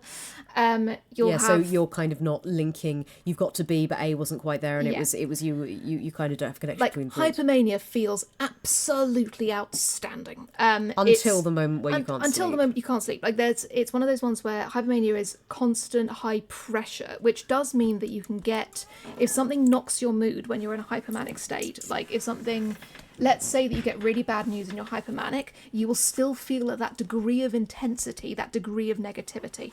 That is incredibly damaging and incredibly dangerous, as you can probably imagine. Meanwhile, there's mania on top of that, which is take everything that you can possibly experience with hypomania and then times it by 10. Hypomania is, generally speaking, the point in time where you have kind of detached yourself from meaningful reality. It's where you often get sort of the cliches about hypomania or mania? Mania. It's where you tip over the ledge. So there is a tipping point, which is where hypomania gets so extreme in terms of intensity of experience that it tips off into a I am no longer meaningfully attached to reality. This doesn't necessarily mean psychosis, but it does mean when I was manic, I was doing extraordinary things. So all through hypomania, I was incredibly productive. I was feeling extraordinary. Like I was awake for 20 plus hours a day, writing constantly, doing things constantly, etc., etc. I felt spectacular. And then I tipped over, and then I have amnesia for 3 months because I was off the rails. Yeah. I don't have that amnesia, so I, in many ways, remember your manic episodes probably in some ways better than you do, because you have that sort of amnesia covering that. Yes. Also, flu for a very important point in there, which is taking on the world but fully aware your train of hyperactive thought is insane. Actually, yes, hypomania is often where you still have insight. You have exactly enough insight to know that this isn't good. And the thing is that it is a very addictive state to be in, because, to be honest, feeling at that intensity, even if you end up feeling negative things while in that intensity, the intensity itself is quite addictive. It's quite well known that bipolar has one of the highest rates of med non-compliance. And certainly from my experience and from a lot of people I've spoken to with bipolar, a lot of that is because chasing the highs. I think there was the thing that I always remember is the Stephen Fry documentary. So Stephen Fry has bipolar.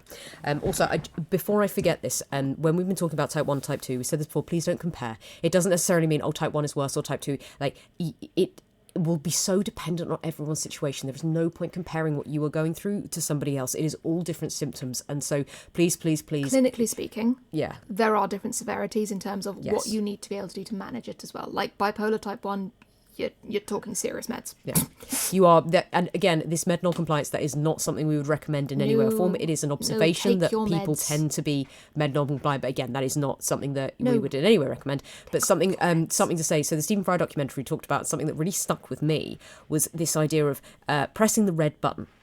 So would you, if there's a big red button in front of you that could take away your bipolar, would you do it? And everyone he interviewed said no, because they wouldn't want to lose the mania. And this was this sort of really eye-opening thing for me, this idea that actually, like, it is such an addictive state that even though it can ruin elements of your life, it can be, in some, it is not, absolutely, you are not well, but it is that temptation to keep it. And so that is where, it's such a challenging disorder. And again, you were sort of saying when you were manic, you lost the insight to be able to see the damage. And so sometimes it can be, it's on the people around you to sort of say, and as we said before, looking out for those red flags, the thing of, are you speaking faster? Have you stopped sleeping? Looking at the work you create again, and is it less coherent? So maybe it makes sense to you, but does it make sense to other people being around it? Everything to me made a lot of sense. Yeah. Everything to me seemed perfectly rational and perfectly realistic. Like, I was there going, I felt like I could do anything, and I was absolutely convinced that I could. And I could have logically explained why that was true. Like, I was 100% there going, I can absolutely talk you through all of the reasons why I am effectively God. Yeah. and that's why it's not healthy. Should we just go to a few questions, chat? Just want to say thank you. No, please don't apologise. Like, I'm really aware that I don't want to have to keep pulling us back. It's just that I'm really aware that there are so many fantastic questions that we want to make sure we kind of cover, and we will have other streams. Like, we will 100% be doing this again. Maybe, if you're interested and you want to learn more about bipolar, we can 100% do another bipolar stream, or we can make it more specific. If people are really interested in mania, maybe I don't think we should do a stream while manic. That would be incoherent. However, that's something we can talk about, sort of mania. So we got a question up here pinned. So Az was asking, how did you feel when you got your diagnosis? I thought it feel vindicated, but it felt more sort of empty and lost. How did you feel? About the same. I think a lot of the time people look at diagnosis as a panacea, because they're going to look at it as I finally get the answers that are going to fix me. Or at least I did anyway. And I ended up going, oh. And that was kind of all I really got to, was oh. I guess that's that then. Yeah. And it was simultaneously shocking and completely unsurprising and completely expected, and all I really got was a marrow deep weariness of going, oh good, this is forever then. And to this day, I occasionally still get hit with the cyclical grief of, I am never going to get better. I'm going to be various shades of symptomatic or not symptomatic, but I'm never going to be fixed. This is never going to stop. And there's never a day where you wake up and it's gone.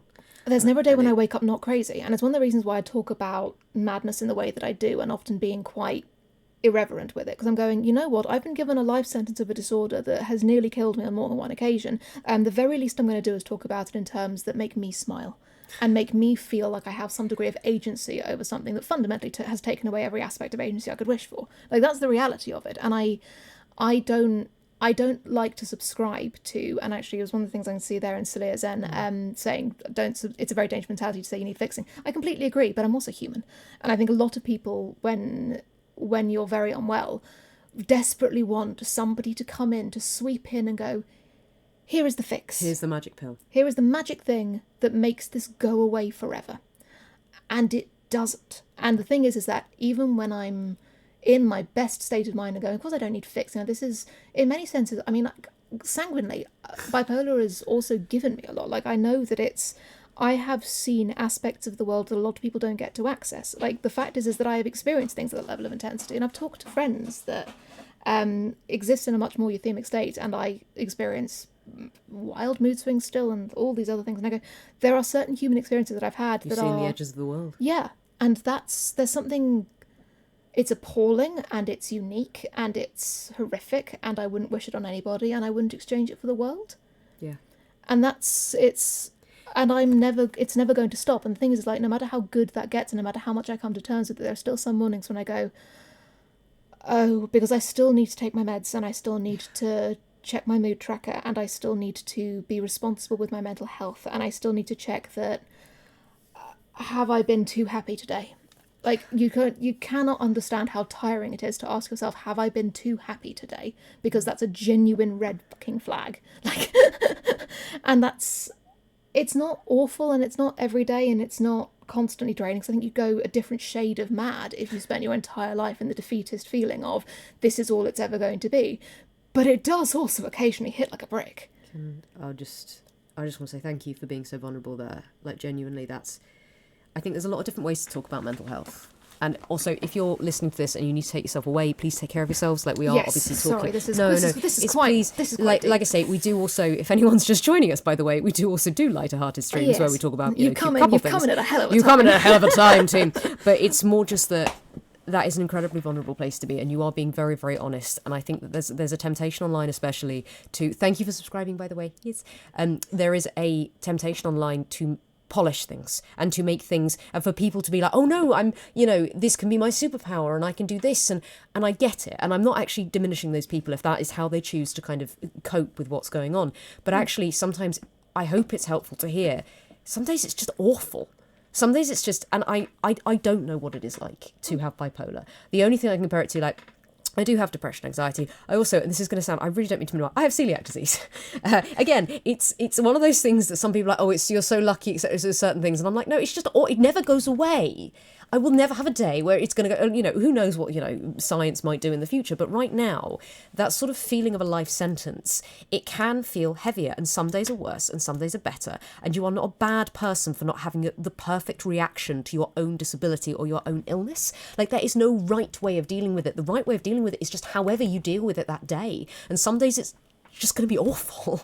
Some days you're going to sit there and you're going to, like, I've seen you, and I'm so sorry, especially if you're someone here, by the way, as a carer, like, and you're seeing this, it's really hard.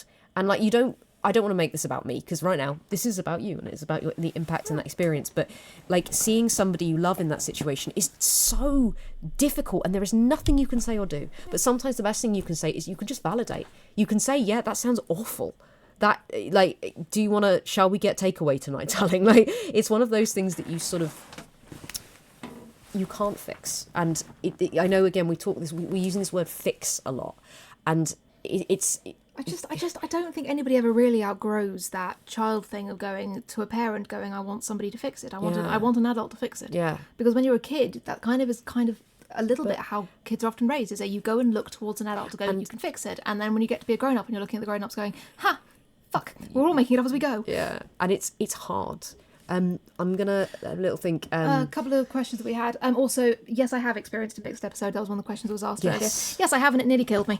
Trigger. We'll probably have to trigger warning this one. So, yep. team, I'm not going to go into currently. detail. I'm not going to go into detail about it. I'm just going to. That's as far as I'm going on that one, which is just a yes, I haven't. It nearly killed me. That's mixed episodes are very, very, very dangerous because it's the thing I was talking earlier about, the intensity of experience, but focused on a negative facet. That energy twisted negative is very, very dangerous, and it's one of the most dangerous states that bipolar people can end up getting into. While we're talking about all of this, team, please remember this is a very dangerous illness. In the same way, when we talk about eating disorders, it is dangerous, and we're not just saying, "Oh, go talk to a medical professional because it will make your life a bit better." It might save your life. Yep. And if you're wondering, could it be bipolar? I think Bipolar UK, the whole sort of could it be bipolar campaign they're doing or something like that. Like, ask yourself. There is, to some degree, I know a lot of people say, I'm feeling a bit bipolar, and there's almost that sort of meme of, I'm just up and down a lot and stuff like that. No, but are you? Are you struggling to sleep? Are you awake at 5 a.m. for extended periods of time? Are you feeling so low that you ask yourself, like, one of the things from a depression standpoint, if I ask myself, do I still want to be an actor? Does acting still bring me joy? If the answer is no, then I know I am quite seriously down that road. Like, you will have questions for yourself, but I just really encourage you out there, please talk to someone, especially, I'm going to shout out right now. So I'm transmasculine, and gents watching this, I know I might not be the shape or the package that this might be expected to be heard from, but you've got to look after your mental health. Yeah. Everyone does, but gentlemen especially tend to be slightly worse at it in terms of talking to each other. Talk to your friends. Check in with all of your friends. Check in with those guys. It is, the fear of being perceived as weak. I hate it so much, but please, please, please, this is an illness that affects everybody. No one is spared. It doesn't matter rich, poor, black, white, gay, straight. This is something that can affect literally anyone. And if with treatment, with care, the things that you're struggling with can get easier. Your life, we're saying it's saving your life. Like, please, please, please, talk to people. Go talk to Bipolar UK. Or if you're thinking, well, maybe it's not bipolar. Maybe have you got that little voice at the back of your head saying, but what if it's schizophrenia? Or what if it's, what if this isn't just a bit of a low mood day? What if it's a low mood month and month and month? Like, mental health, it can be really scary. Yeah. And I know, and one of the worst things is admitting, we were talking the other day about depression, and one of those worst bits is realizing how bad it is, because then you have to open your eyes to the reality of what's going on. Yeah. And it can... You've talked before about waking up after a manic episode. Oh, the aftermath of episodes. The aftermath. And I think I saw a question about this earlier on, which I'm sorry that I keep rambling, and so I keep losing questions. You're not rambling, doing amazing. We'll have the question thing. For hydration break, in which case you answer this, and I'm going to get you another drink and me another drink. Huzzah! Huzzah! Yeah, there is nothing worse than the come down from a manic episode. I'm sorry. I just said I'm sorry. I'll stop apologising. My good sweet God. I'll get there one day. She's amazing. She's perfect. Thank you very much. I love these. These are proper high-waisted jobbies as well. I love these. Pocket watch and petticoats. They're great. Aftermath of manic episodes. Oh, there is nothing worse. It's effectively coming down after an extended multi-month bender and realizing the absolute wreckage you've made of everything you once loved. It's a mess. I genuinely don't have words for it. Like, I want to say that some of the depression and other bits and pieces were the worst part of my mental health experience. No, by far the worst was coming to after 3 months in hospital, going, I have no idea how to start making amends for what, like, as you can probably tell, I talk quite a bit, and as you can probably imagine, I get quite argumentative. If I'm manic and I'm argumentative, then I get vicious, I get nasty, and I was discovering the type of person I can be and coming to terms with the type of person you're capable of becoming is really, really difficult. And a lot of the things about, I think, the guilt and the shame of that is recognizing the capacity that you have. Because I discovered that I had a higher capacity for cruelty than I thought that I did, and I did not enjoy that discovery whatsoever. And I kind of needed to come to terms with the fact that, I mean, I'm capable of it. Human beings are also, broadly speaking, pretty capable of quite a lot of things, and it just so happens that I've managed to access an aspect of myself that wouldn't have normally come out. It's all very well and good to say that you need to forgive yourself for those things. I really struggled with that. I ended up taking quite radical responsibility for a lot of that, and doing quite a lot of work to understand what in myself got me to that point, which was very, I mean, I did a lot of that in therapy, and to be frank, I'm still doing a lot of that work in therapy, which is nobody wants to be confronted with the parts of themselves that they never wanted to see and wouldn't have shown had they not been in an altered state at the time. And that's a really difficult journey to go down, and it takes time. So for anybody, like, I've seen a couple of comments around people who are really struggling with guilt after that. It is you need to have the grace for yourself, the fact that those aren't aspects of yourself that would have shown themselves had you not been in an altered state that wasn't your choice to have. You were ill. You were ill. And ultimately, yes, you were ill. Yes, you are responsible for things that happened while you were ill, but you were ill. And you kind of have to go, this isn't who I am. This is an aspect of myself that maybe exists under the surface, but wouldn't have shown itself had there not been something that was beyond my ability to control. And that guilt ends up coming into a place of going, would you feel guilty if you broke your leg? No. Well, assuming that you didn't do something buck-ass stupid to cause it. And even then, would you feel guilty for the fact you had a broken leg? No, you feel maybe there are things that you could have done differently, maybe things you can learn from that. Maybe there are safety measures you can put in to not do that again, even when you're unwell.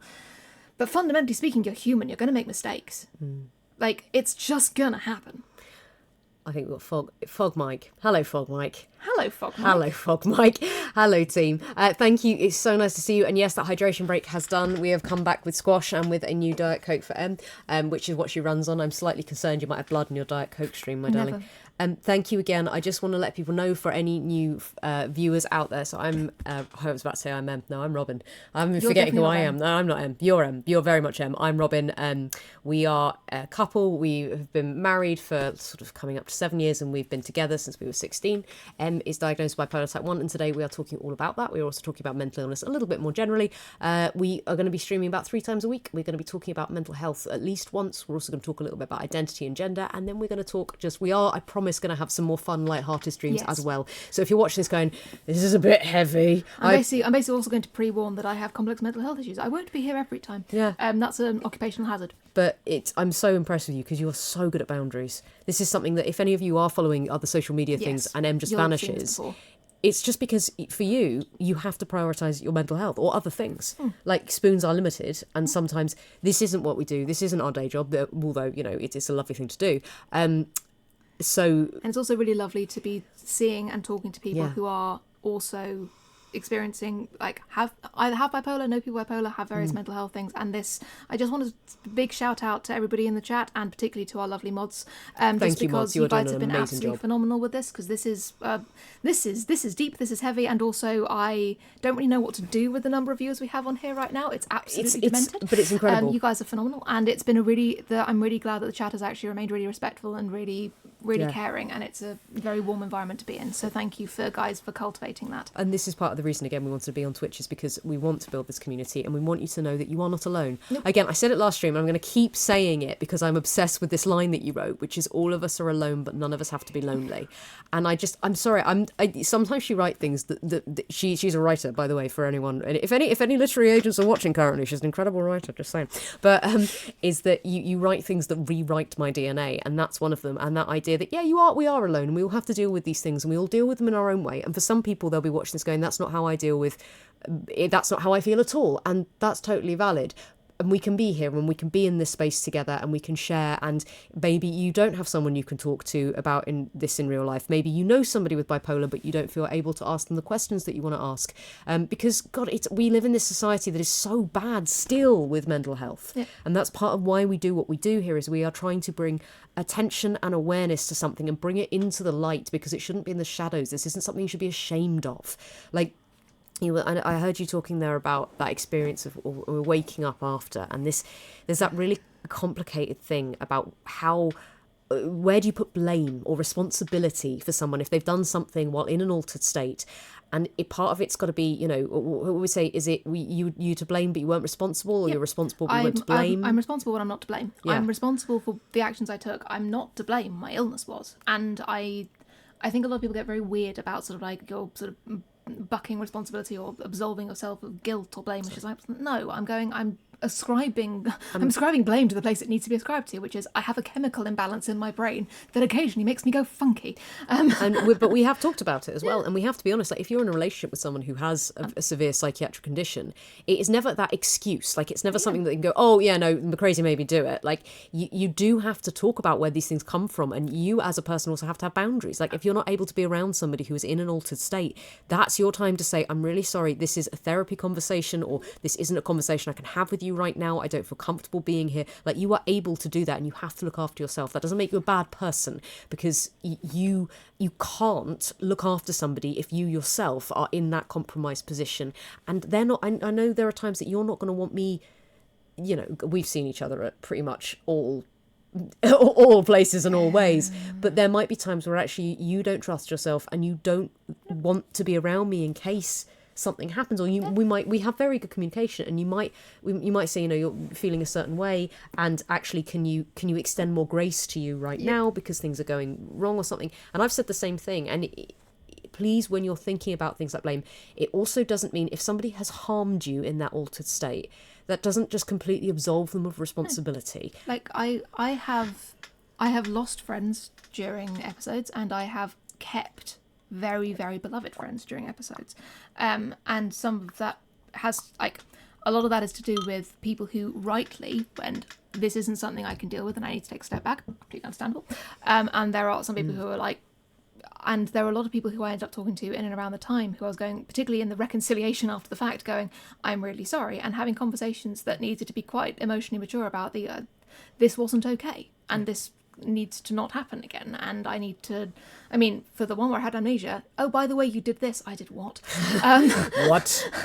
I did what? So I then needed to discover that I'd done a thing, then apologise for the thing, then figure out what the next steps were with an interpersonal relationship after that thing. And that's when it comes down to the only thing you could do. It's about taking responsibility for your mental health more generally, and going, it's not just saying, oh, I'll be fine, and hiding it and running away from it. It's saying, okay, I can't promise that I'm never going to say anything that won't hurt you again, because I might be in that state, but what I can promise is that I'm going to be as responsible as I can be to avoid getting into that state again. So it's doing things like making a list. Someone's actually asked, is there anything Em does that particularly helps you help her? Yes.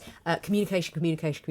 Yes. Being as honest as you can be with somebody, and having, so this is going to depend a little bit on your relationship with the person, but something that we as a couple do is that you have been honest with me about, like, red warning flags and orange flags and yellow flags and sort of things that are like, okay, if I see you do this, it doesn't mean you're going manic, but it means that I might be on higher alert. Or if I see you doing this is, you know, we go to the doctors tomorrow.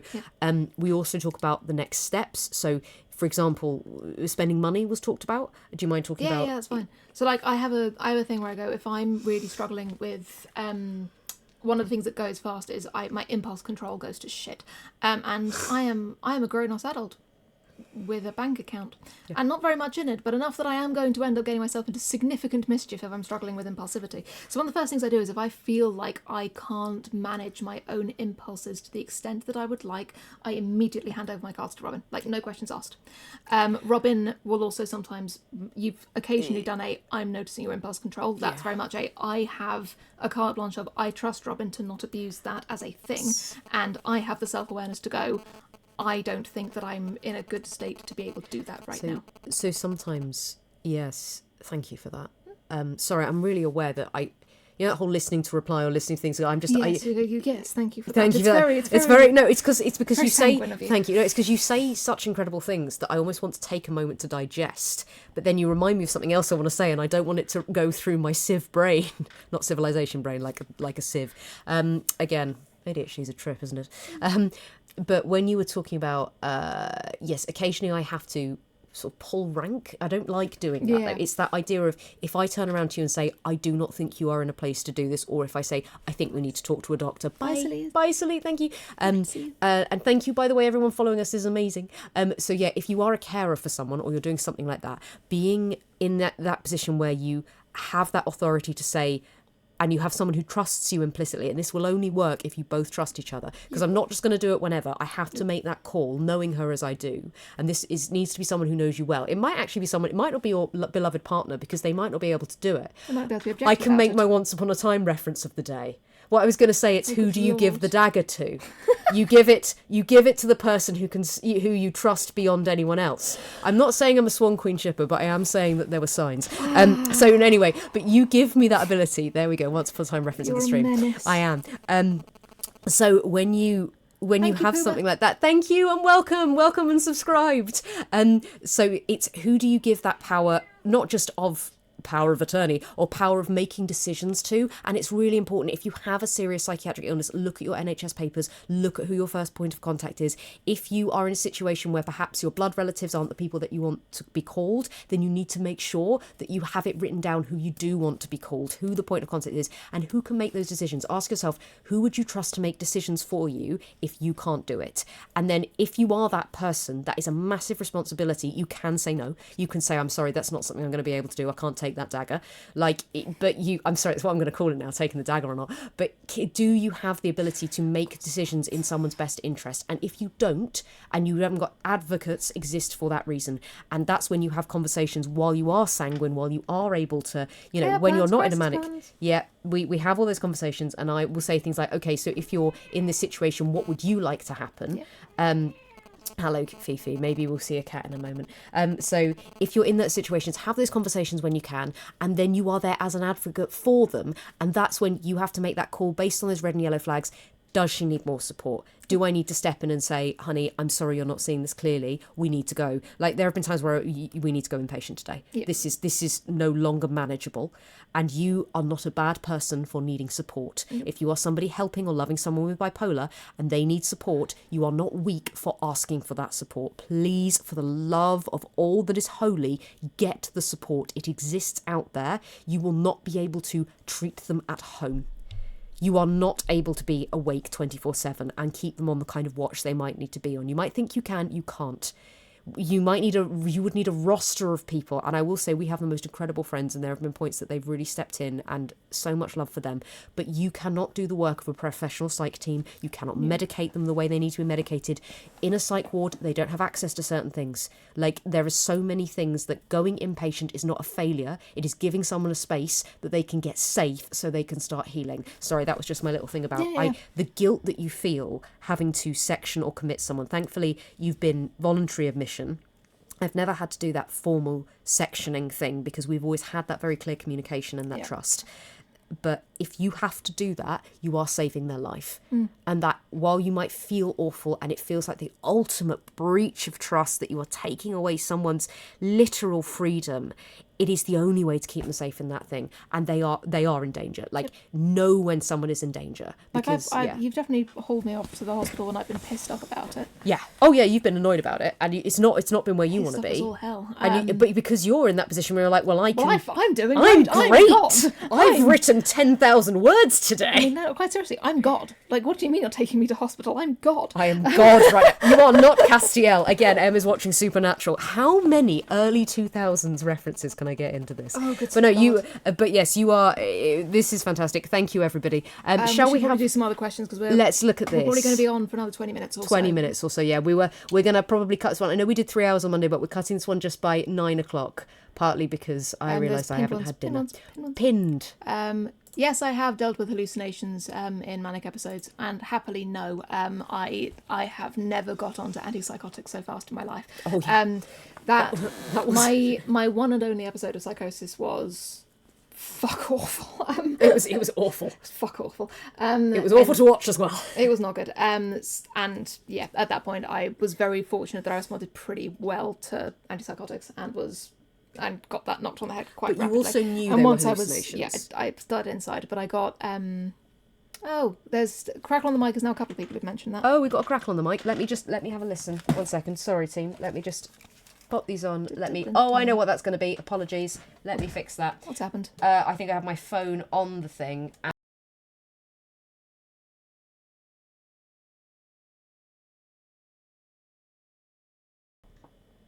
How's that? Is this any better, team? Muted now? Oh, only briefly. It'll only be a brief mute. It's just kicking back Good. in. Sound gone. Give us a moment. Okay, that will be... Sandbon and much better. I'm enjoying the duality of man again. Okay, there we go. Yes, apologies. It was just a connection issue. I am still team. I would love if this is what we do. Like this is a very lovely microphone. This is an AKG mic. It's what I use to do recording of audiobooks, things like that. So this is professional setup in that sort of way. However, we'd love to be able to grab a new webcam. We would love to be able to upgrade our setup so that we can get the best sort of content to you guys. So, but that is obviously only possible with your support. So thank you already. By the way, thank you so much, the fact everybody. that we hit over 100 subscribers today, it's bonkers. I honestly don't know what to do with myself. Like I say, if you have anything that you would like us to do or celebrate, like we'd love to set community goals with you. Yep. If there's something you want from us, be it reading out of something or book club. You offered, I think you said, if we get a certain number of subscribers, then like maybe 150th person gets to pick a book for you to read, then you'll come back in the next stream having read it and giving your opinion. Yeah, book so club if you want an M opinion on a book, maybe that's something we can do. But if there's anything like that you want, let us know. Mireless camera, like I say. Oh my god. We need a camera. A camera would be lovely, but a camera is beyond current budget. That's not something that I think we can acquire, unless anybody happens to be giving away a camera, in which case delightful. Yeah. Yes, you did hear the limerick for the goal. That was on there, bizarre. I can read it. I will read it aloud because I'm not sure. We had it is... There once was a couple from Blighty, one fast and one very fighty. They liked to talk quick, their thoughts they'd unpick, and their followers, oh, they were mighty. There you go. Another and other such things. So I'm glad that we got the quick little limerick. Thank you, Peanut. We love you, Peanut. Bizarre Peanut, you are an absolute legend. Leaky, you're also being just brilliant. And Steph as well. Like, mods are absolute superheroes. You guys are being phenomenal. Right. Let's answer a few more questions. Like I said, I've got 20 more minutes or so. If you have got more questions for us, please do feel free to ask. Nothing is a silly question. So what are you afraid... What if you're afraid to be honest with someone? If you're really afraid to trust people with aspects of your mental health, then I am very skeptical of a lot of online communities for mental health because I think they can often be a little bit crab in a bucket.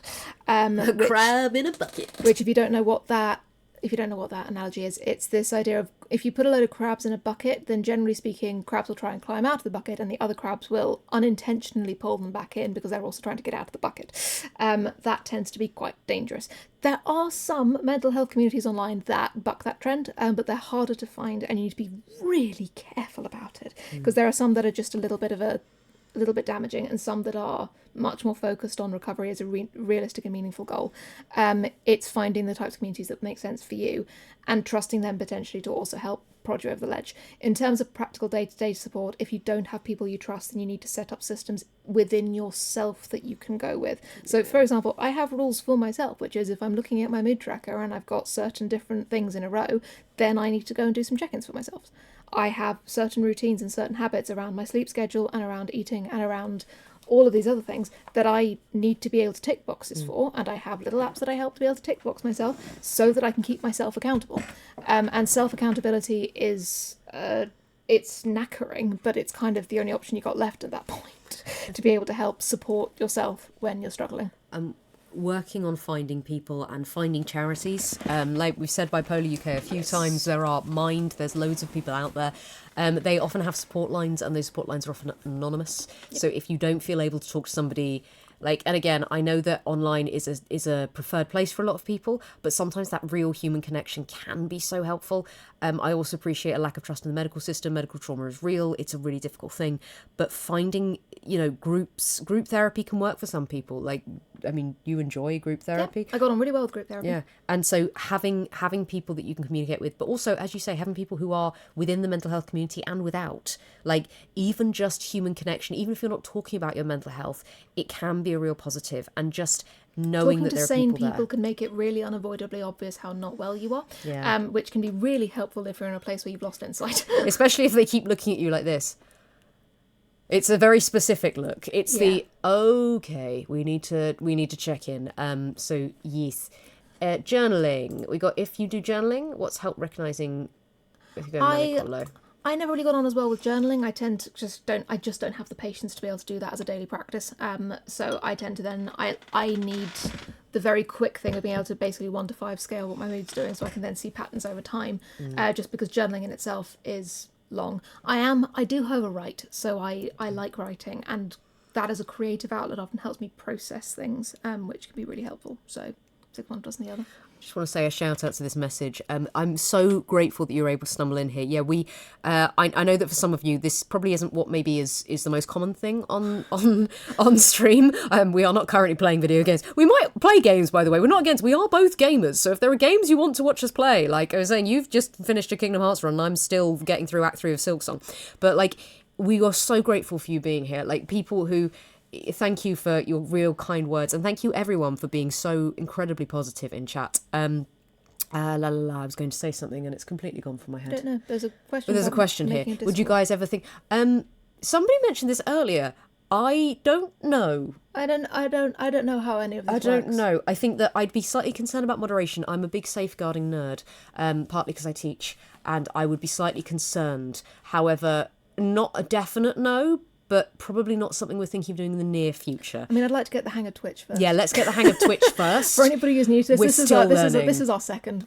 This is a very new thing. I'm for so us. impressed with myself that I set up alerts and a banner. For me, that was, that was big. I also have the little cozy cafe thing that I have yet to use. But if you want to do the cozy cafe, well, I think you can. I don't know. Like, if you do things where, like, people order things and they can do stuff like that, like, if you press this little thing and they can order treats and there's cute little stuff like that. Em's just going to take 2 minutes. So while you do that, this is important, team. If you're really feeling it, if things are getting too intense, please just take 5. Take 5, grab a drink, grab a snack. We are going to be here for another 15 minutes or so. So it helps to take a walk, eat. So yeah, body doubling. If you don't know what body doubling is, it's literally doing stuff, with someone else in the room. I really enjoy doing that. I personally really like running errands with my friends. So going to like B&Q or whatever else with somebody is a delightful thing for me, especially if you can kind of have a cup of tea afterwards. So thank you so much to people and your lovely kind words. I'll let Em answer the question about bipolar rep, and let's have a little. Yes, I play the game I voice acted. Oh yeah, I suppose if you've ever played Eternal Strands, I'm Lane. I do a little bit, there's a Skyrim mod I do, and then I'm various voices and a few other things. Mostly I do audiobooks. Sorry, again, this wasn't meant for self-promotion. If you're like, why am I on this bipolar stream and someone's randomly talking about audiobooks? I'm Robyn Holdaway, I'm an actor. There you go.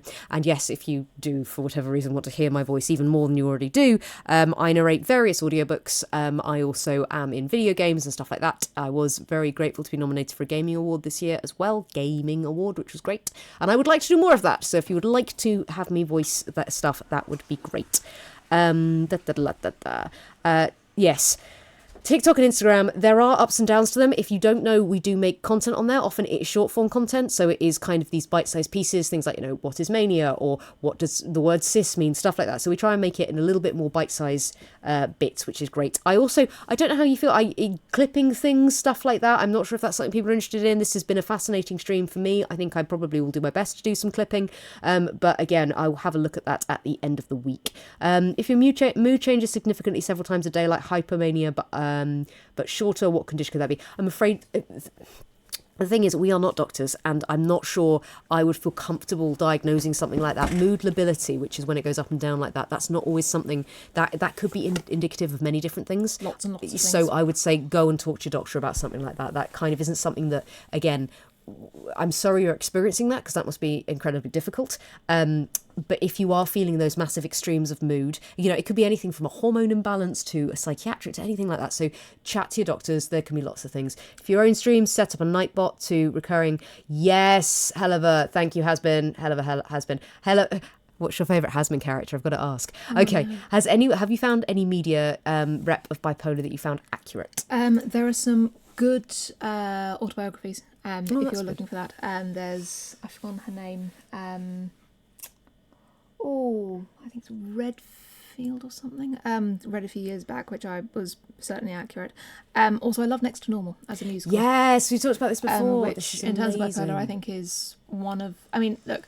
As with any media representation, there is always a certain margin of creative license, but I do think that Next to Normal is certainly one of the few portrayals of complex mental health that I've looked at, and I've seen myself in it, and I've seen it in a way that goes, okay,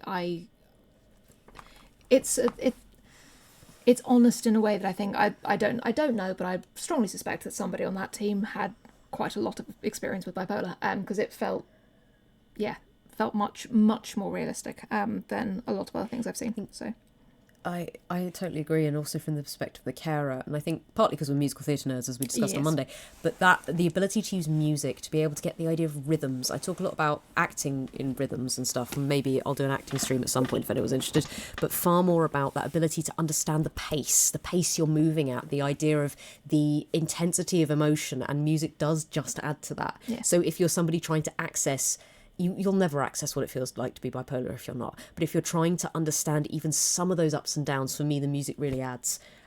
Would just be my opinion on that. Consider playing Dungeons & Dragons stream. That's a question for our friend, who is our dungeon master, who may or may not still be following the stream.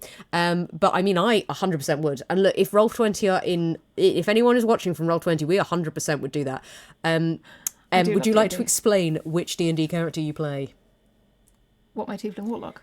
Or your fact that you are just a barbarian? Oh, the fact that I am a barb in real life, yeah. My favourite character that I played has actually been a barb. Well, the most successful character I played has been a barbarian. It turns out going into episodic rage turns out to be absolutely fabulous. And Emran is Emrage. You just... Oh, we've got to do that. We had 2K. Oh my God, 2K! Welcome! So people. welcome viewers. So I'm Robyn, this is Em. We're here for another 10 minutes or so. We were just talking about... we're talking about bipolar on stream, although we did just dip into Dungeons & Dragons. Because, you know, who's talking about psychiatric health with Dungeons and Dragons there. And yes, so Em has been diagnosed with bipolar type 1, and we've been answering questions. We've sort of, and actually, if we spend these last 10 minutes or so answering questions, that would be great. I tend to play dex-based characters. I have a shadow monk and I have a rogue because I'm very, very obvious. High dex, run away from things. Great way to do it. Right, okay. Will we consider... So that's the last question I've got on there. Let's have a little look. Trusting doctors. I know this is a bit of a joke one. However, trusting doctors, we've talked a bit about medical trauma, and it can be really difficult. Ask for a second opinion if you can. So, you know, if you're going into a doctor's office, and we've talked a little bit about earlier in the stream about bringing an advocate, especially somebody who has a position of perceived authority in the system that you're in. So, for example, if you're a woman, bringing a man in can unfortunately be helpful. But if you were there, like, and you're not trusting of your doctor, you can somewhere say, I'd like a second opinion on this. Can you refer me to a specialist? You can do that. Like, is it a power play? A little bit, but you deserve it. So you can do that. We are together. We are someone with bipolar married. you don't live with, as well as a pinned one. Oh, what we got? Yeah. Tips for supporting someone with bipolar that you don't live with. Yes. It's tough. It is tough. Oh, it's tough. If they're in the middle of an episode, then it is possible to call in for care checks. That can like. I'm aware that there are going to be people from various different localities here, so please take that with a pinch of salt. We're UK based. We are also married, if anyone was asking. Yes. But if you have local crisis numbers, a lot of those things are Googleable. Yeah. Like for crisis teams nearby, if you have somebody who is, if you have somebody who's bipolar, they're probably in the system somewhere on the NHS, which means they probably have access to a care team. If you can ask them who their care support is or who their points of contacts are for emergencies, then that can be a really good access point to be able to help with. Like fundamentally, if you don't live with them, it's very difficult to be able to look at it because you can't see how that's going. You can't see what state they're in. So difficult. The other thing I'd say is be quite careful about not taking personal responsibility for somebody else's mental health from a distance. That's never going to go well for you, and it's only going to end up being harder on you mentally. You can also you can check in still. You can talk to them. Like these are still human beings, especially. Also, if you know they're red and yellow flags, maybe they're digital. Everyone can hear the cat. We can hear the cat. She's so loud. She does not wish to be. She does not wish to be on stream. Can I borrow your pillow and she might come sit on me? Yeah, give it a go. But yeah, so if you have those digital red and yellow flags, like notice how people are talking and things like that, that can be helpful. Finding people to play D&D with. You're going to stream about chronic illness or disability. We said earlier we might. Yeah. I mean, it's things that we try and stay within our sphere of influence, but talking about, mental health is disabling, I would say. We do, that is something that is incredibly difficult. Yes. But also maybe we can connect with some incredible disabled creators and artists who I'd love to bring on stream. Like, I don't even know how to begin to do that, but it would be absolutely fantastic if we could bring people on. So yes. Bizarre Peanut, you're a delight and a darling. Bizarre Peanut, you are an absolute god among peanuts. I actually don't know your gender, Bizarre Peanut. Do peanuts have gender? No, they're peanuts. They're peanuts. Peanuts are non-binary, is what we're establishing. Agender. Agender. And in terms of line doctors as well, it realistically, if you are also in a state where you are not meaningfully attached to reality, i.e. manic, you're going to have things where you're being like, no, I'm fine. good specialists are going to be able to see through you. I'm not going to lie to you.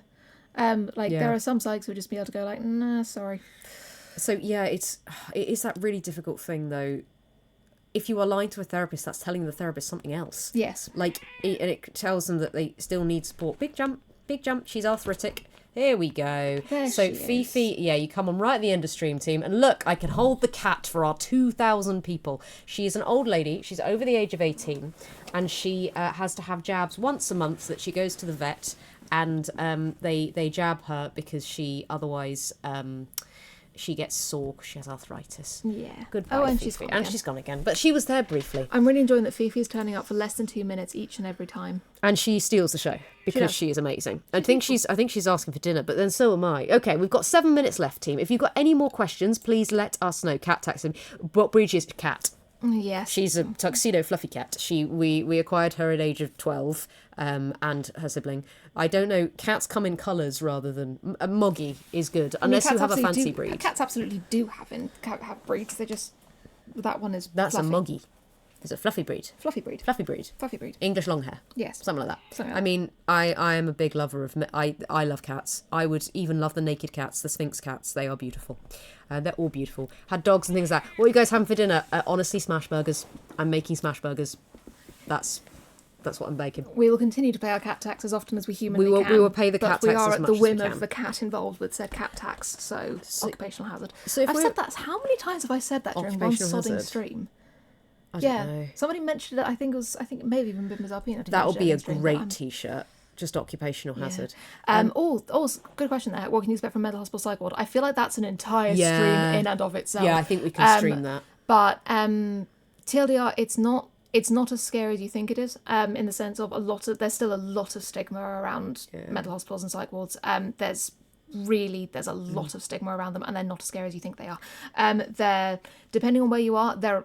Some of them are better than others. One of the things that I will always say is it is really important to have other people, both outside and inside the system, who are able to advocate for you. It's really important, just because one of the problems with being on a psych ward is that obviously you are mentally compromised, you're not necessarily able to advocate for yourself effectively, and the people around you are also mentally unwell and not able to advocate for themselves or you effectively. So there are most psych wards have advocacy services involved in them, certainly in the UK, and I know there are different things in different localities, but they're not as scary as you think they are. And bring lots of socks, bring really nice fluffy comfy socks, lots of socks, yes, and music. You mostly said at points they're boring. What is Thank you. That is, we've got bits. Thank you. We got bits. Thank you for cheering, Fluff. That's really cool. Floof, we're very, very appreciative. We've got a question there about the trans guidance. I'm going to be running a session on Friday called Identity. That is literally just when we are going to be chatting all things trans, non-binary, queer, all that fun stuff. So if you've got questions like that, let's save them for then. Fall from Grace. Partner with Fall from Grace. Oh my gosh, I'm sure that would be so much fun. Mainly, in terms of perspective of carer, that's definitely one that we'll do in a future one. Yeah. Eclipse Potato. I've been able to have my phone on psych wards previously. You can't have chargers. Yes. But phones last I was on wards that were absolutely fine to have them. But just so you're aware. Yeah, wards are, like I say, I think actually entire stream about what to expect, because it's not one flew over the cuckoo's nest. It's really it's mostly people all trying their best. Yeah. And at points you've just said, like you said, it was just boring. I mean, it can be quite frightening for the people visiting. That's quite, but mostly it's a hospital ward with more rules. Something I wanted to ask. I use Dalio, mood tracker wise. Dalio, yes. I was just going to ask, if you had anything that you would want to tell your younger self about bipolar, any advice you want to give them, or perhaps... Take your meds. Take your meds.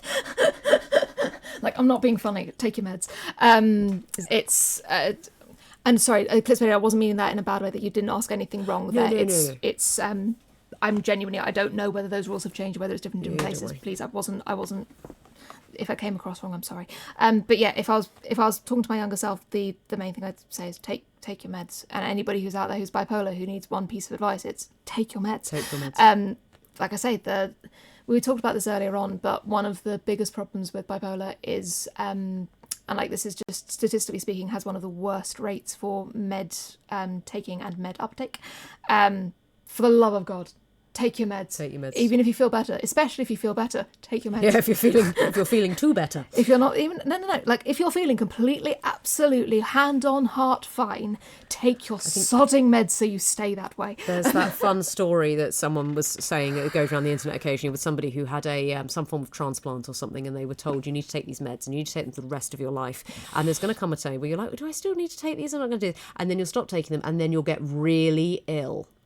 So it's that thing of the moment you feel like, do I still need it? Like, obviously, it is worth having conversations with doctors. Yes. Like, medication can change, and this is the thing. What you'll need over time will absolutely change. Yeah, your regime will change, and maybe there'll be new discoveries and meds, and maybe you'll develop intolerance. Like, there's loads of everything. Also, if you are having side effects that are unlivable, please talk to your doctor. Yes. Do not just assume that the first thing they put you on is the thing you have to stay on. I've had some comical ones from that. We've had some very amusing side effects. So, like, again, medication, my whole thing, but like, please don't feel just stuck with it. This is it, and you've got it. Yes. I stopped my meds because you feel stable. Yes, those were the things making you feel stable. Always talk to your doctor. If you're worried that you're over medicated, talk to your doctor. If you're under medicated, talk to your doctor. Do not stop or start meds without speaking to a medical professional ever. This is also ever. You have to be able to take, like, even if you were going to start lowering your meds or change your meds, there are tapering things for your safety. You will get hurt. These things, do not fuck with your meds. You can't just come off them. You can't just stop. That is going to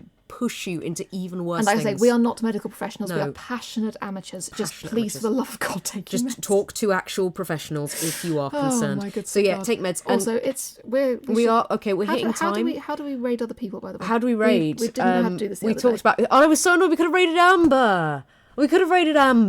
And we will keep talking about this in future streams and keep on having conversations about this. And now that we're hitting the end, I just want to say a huge thank you to everybody on this stream for being wonderful questions, wonderful people, wonderful community. This has been a really beautiful experience. Honestly, the fact that 2,000 of you have shown up, and every single, like, I'm sure there have been a couple of comments or something, but genuinely, like 99% of these comments have been supportive. They have been brilliant. Like, I'm so proud of literally all of you as well. I'm proud of you. I just want to say a massive thank you publicly to my lovely wife. I know people joke I'm Gomezing, but the absolute like bravery and courage it takes to come on here and be as vulnerable as you have been, to talk about things the way you have, like, I don't doubt that it will have helped so many people. And if this has helped you, again, thank you so much, chat. Please shout out, because I feel so lucky to be able to learn from you and to hear from you. And even though we've talked about this so often, I still learn from you. I'm still getting, you are still, I mean, if nothing else, it's that word that means stable. In my head it was euthemic, and my brain went cis mood. Also, toss a coin to our mod team. Toss a coin to the mod team. Please shout out mod team there. You have been amazing. Absolute superheroes. If there is stuff, if you do want to communicate with us outside of this, like you can follow us on, you can follow, it's my accounts, but I also give Em all the highlights. Yes. So TikTok and Instagram. If you have more questions, or if you have ideas for goals that we can go to, or if you have emotes or things that you would like, we want to be able to serve you guys. So if there are things that you're like, I'm a subscriber, I'd love to see this, then just let us know, because we'd love to do it. Thank you, Floofig, precisely that.